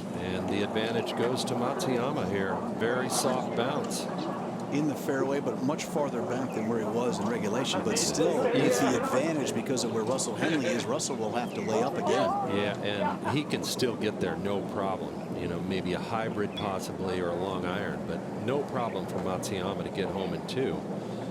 Kurt, what's the difference in the thought process of two players in a playoff when one has a one-shot lead and is just trying to finish, and the other is trying to catch the other guy in regulation, one back on 18, and they both end up in the playoff? Well, a lot of times the chaser is going to be more aggressive, just like Matsuyama was with that driver, and, you know, knowing he had to at least make birdie there to have a chance. I don't know what it is. You know, Henley doesn't really like to hit that draw very well, and that hole, if you don't draw it, you know, it's tough to keep it in the fairway. We saw that stat. It's the hardest fairway on the tour to hit. So without curving it right to left, it's tough. Well, wait a second. Let's go down to John. I'm standing here by the fairway bunker where Russell Henley's balls ended up for the second straight time. It's sitting in a good lie. There is a leaf right in front of it. With the new rules, he's going to be able to move that unless the ball is sitting on it. There are guys in this world, in this tournament, who would go for it from here. I don't think Russell's one of them. The lip is far enough away where he could actually reach if he wanted to take a chance, but I don't think he will. Noda, what's it look like over where you are? Oh, thanks, John. Yeah, Matsuyama in a much more advantageous position here. 277 to the hole, only 253 to the front, so very easily reachable for him from this point, and he's going to get to play first, it seems, because I believe he's a little further away from the hole than Henley, so he should be able to put some pressure on if he's able to pull off the second shot. So Hideki walking up to his golf ball, 3-1 in his career in a playoff. He lost to Answer. We saw that earlier at the WGC St. Jude. But he also defeated Kevin Na, Ricky Fowler, and Webb Simpson. 2 of those coming at the Waste Management. As for Russell Henley, he's 1-0 in his playoff career. 2014 Honda Classic, defeating Ryan Palmer and Russell Knox that week. Rory McIlroy was also in that playoff. So these guys have some experience. And after seeing what happened in regulation, when he and his caddy went back and forth between a 6 and an 8, they decided on a 7, and it ended up being well back at about 120 yards. You wonder what the club will be here for Henley. he caught that fat, so that's why he had the extra yardage after the 7-iron. 7-iron would have been fine, but Hideki, if he does get to play first, I think in my mind it's a pretty just normal 3-wood for him. Should be able to carry that past the front edge of the green and not really knock it over. It'd be close to 280 to knock it over. So he's probably thinking back to that 3-wood he hit at Zozo on the last hole. You know, I also think, too, Matsuyama's play is going to dictate, if he goes first here, it's going to dictate what Henley does. And I'm not so sure. I don't think Henley can get there. You don't think he can climb in there? I don't think so. I bet you he's trying to figure out a way to do that. Well, 255. And just taking a look, It's going to be their play, okay? it's been determined that Henley is out, and he's a little further back in the bunker than he was during regulation. So Woody, he does have a little bit more room to work with. No question, but he's already pulled some sort of mid to short iron, so I think he's definitely laying out. He's made that decision already. I mean, that's a beautiful line. I mean, so what about 4-5? Why didn't you pull though? I guess. Okay. We got two beauty ones. So yeah, okay, I don't know. You probably did a little less than that. That's plenty far. I did 5. I said 5. Okay. It's interesting. They're doing it again. His caddy wanted him to hit 4-iron. He has 6-iron in his hands. And now I guess, John, they're going to compromise and go with 5. And, That's exactly what happens. It's always easy when you're both 2 off. Yeah, You just go to the middle one and you're fine. Good balance here. There's no reason why he shouldn't push this up as far as he can with the backhand. He doesn't worry about spin or anything on this section. He just needs to push it up as far as he can in the fairway.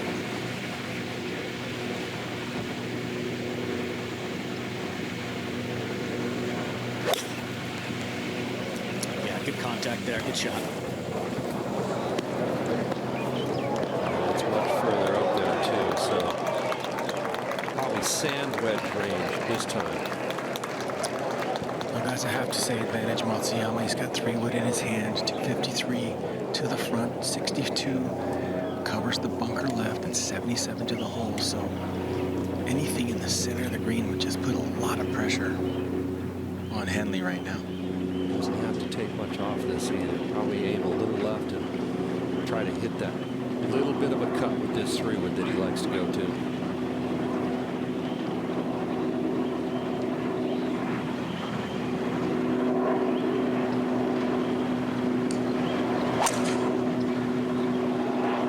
He's hit a beauty here, Kurt. Boy, this is a good line. He couldn't tell it back to the sun, but whoa! Hideki, the shot of the tournament, and it comes in the playoff. Wow! He couldn't even see it from back there. Look back at his Into the caddy. sun. What a shot! When he does get a glimpse, he is going to love it.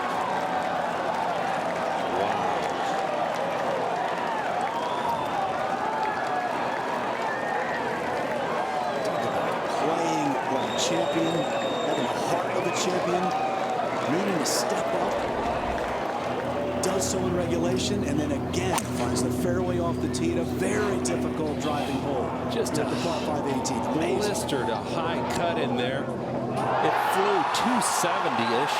Hit 277 hole. That is an incredible shot. Man, he'll remember this one for a while.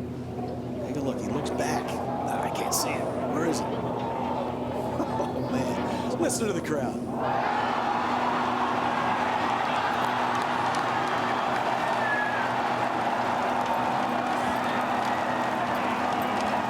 Russell Henley eyeing that one. But he's got a much better view of it. With his hand over his brim of his hat. He knows what's in front of him. Acknowledges the nice shot to Hideki. What a turn of events we've had here in the last 20 or 30 minutes. And Steve, as Henley was walking up to his ball, there's a huge scoreboard about 15 yards in front of him and 10 yards to the right that told him exactly how far Matsuyama's ball was away from the hole, which is 2 feet 8 inches.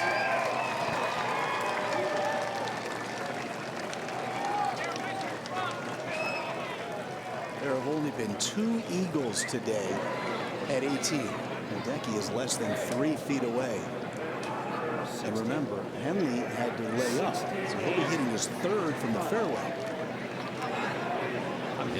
I might have Hideki go up there and mark that ball. Yeah, Kurt, I was just thinking the same thing. I'm shocked that he hasn't sent him up to mark that. I mean, Hideki would get to replace his, but if he hits that ball and it's spun off to the right over there or away from the hole, Henley would have to play his ball where it ends up. And coming in from the right side of the fairway, that ball is right of the hole. I mean, that's right where he's going to be looking, I would think. Yeah. You're getting 0 roll here. He's close. I got to fly. I don't know how close to is he. Okay. I like 85. I like. Okay, I like it. 88 yards with a little bit of help and left to right wind.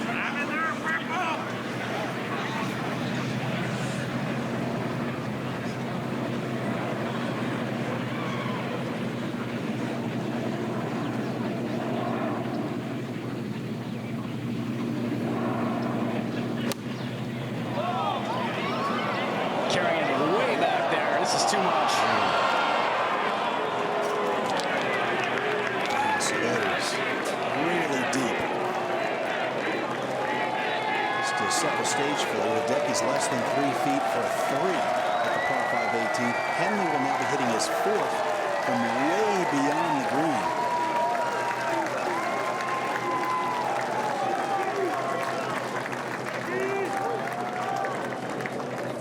I got a sense yesterday, Kurt, in the middle portion of that third round, that Hideki was really starting to kind of kick it into gear. He did so, finished strong yesterday with a 63, and then he tops it off again with a 63. Now he's in complete control of the tournament.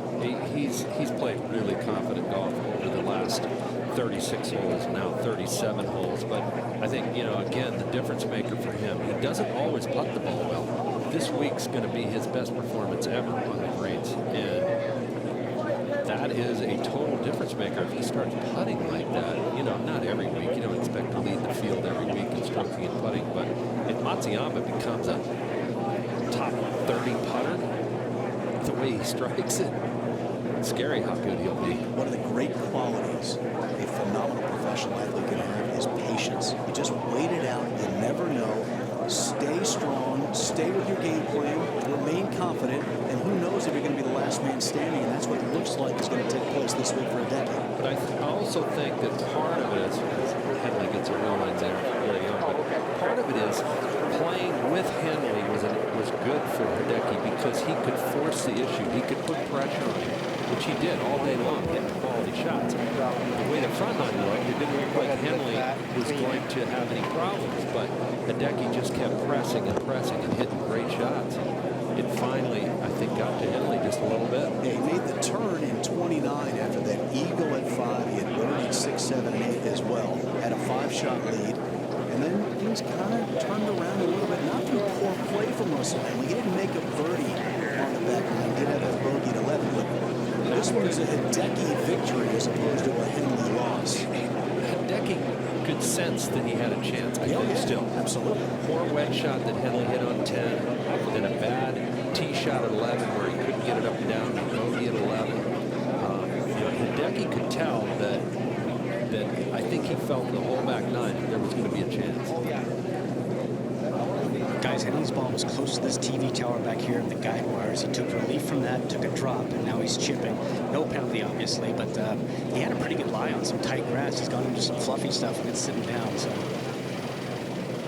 mean, he's got to make it at all costs, and even then, who knows?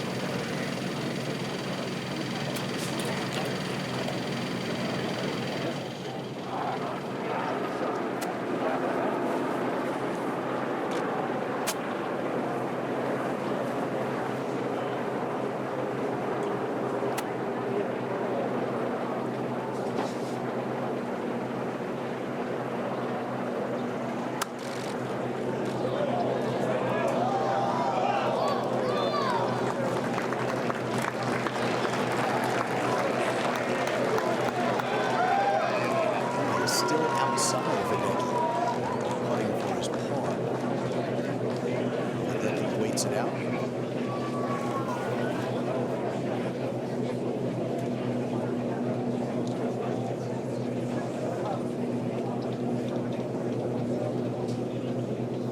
Guys, I was just talking with Gary Young, who gave that ruling back there, and asked him if they could, play out a turn in a playoff if they both agreed to it. And he said he couldn't play out a turn, but Russell could actually concede in a playoff. So we'll finish things out here.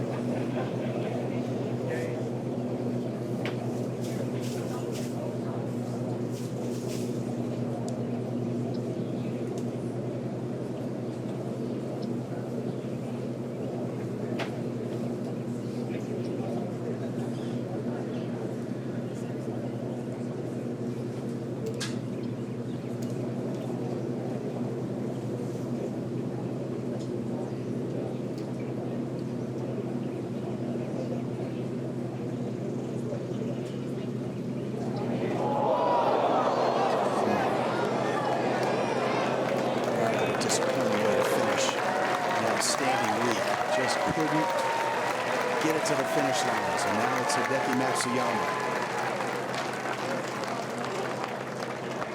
1983, Masao Aoki won on this golf course, becoming the first man from Japan to ever win on the PGA Tour. And now here's Hideki.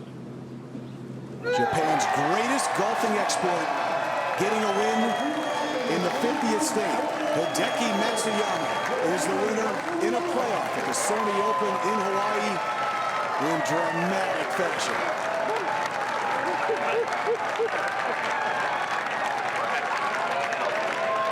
What a way to cap off the week for Hideki. And he moves all the way to the #1 spot in the current FedEx Cup point standings. Taylor Gooch had the lead when we arrived on Maui 2 weeks ago. He is now in the 2nd spot. Hideki with his 8th career victory on the PGA Tour, his 3rd in the last 17 starts. He has been on an amazing run as we send you down to Steve Burkowski. Steve, alongside the champ, Hideki Matsuyama, as well as Bob Turner. What a great back nine comeback. But talk us through that shot in the playoff. What did you have in, and just how good was that 3-wood?